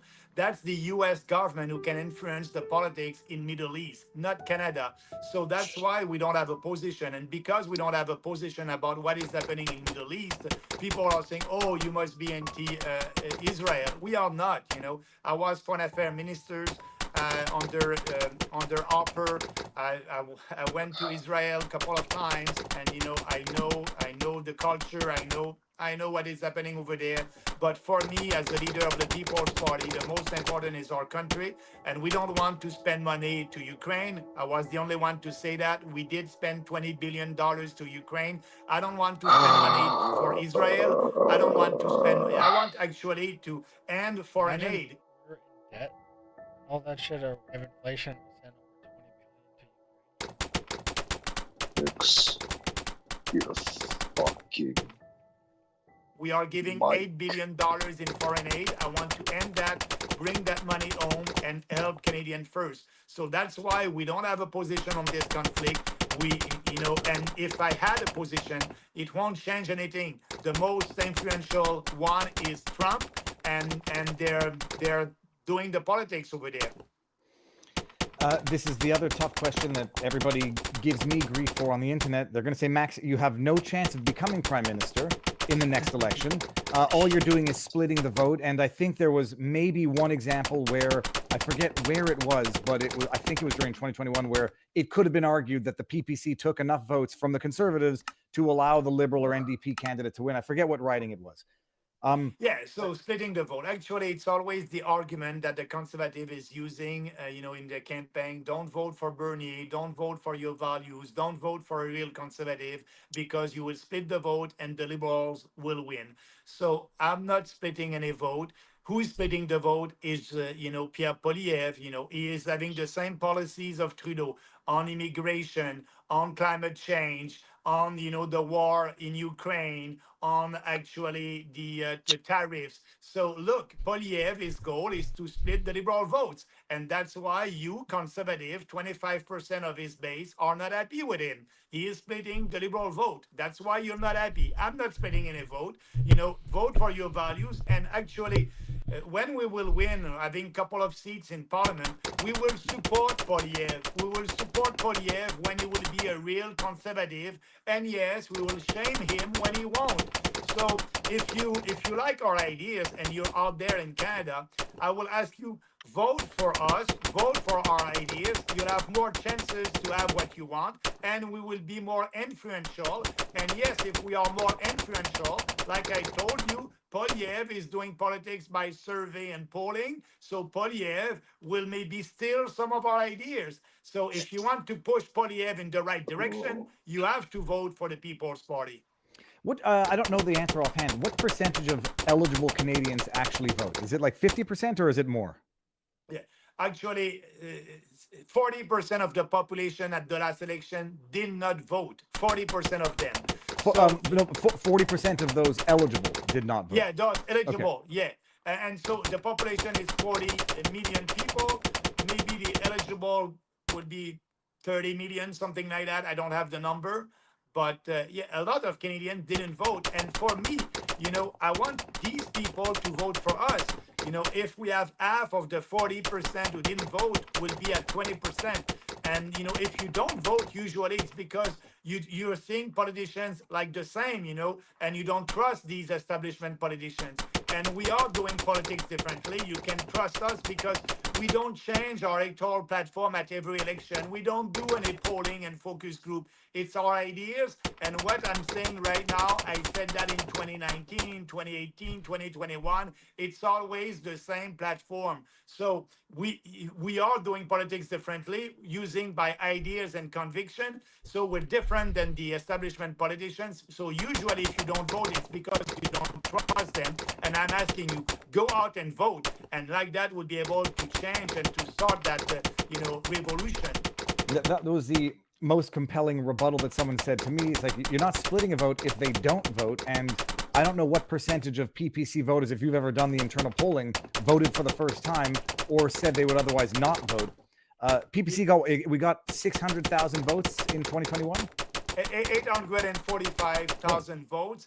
And you're right, Viva, when I'm traveling, and I like to hear that people are telling me, Maxime, it will be the first time that I will vote at the federal level.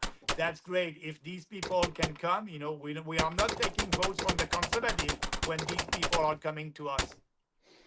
How do you think this plays out in the next election, if and when it's called sooner than later? What do you foresee as being the outcome? Yeah, I don't see the Liberals being able to win that election. If you look at the history of our country, you had, Brian Mulroney was elected with the biggest majority in 1988 in Parliament, the biggest majority in the history of our country. And, in 1993, after 9 years, Mulroney was not popular. They put Kim Campbell, the first lady leader of a national political party. They went up in the polls. But when the election was called, Campbell was not able to win. People voted against the Conservative. And from the biggest majority in the history, Mulroney went to the biggest, he had only two seats. So, and after that, you can, Jean Chrétien, after 9 years, people were fed up with him. And yeah, they voted for the Conservative. So 9 years usually. And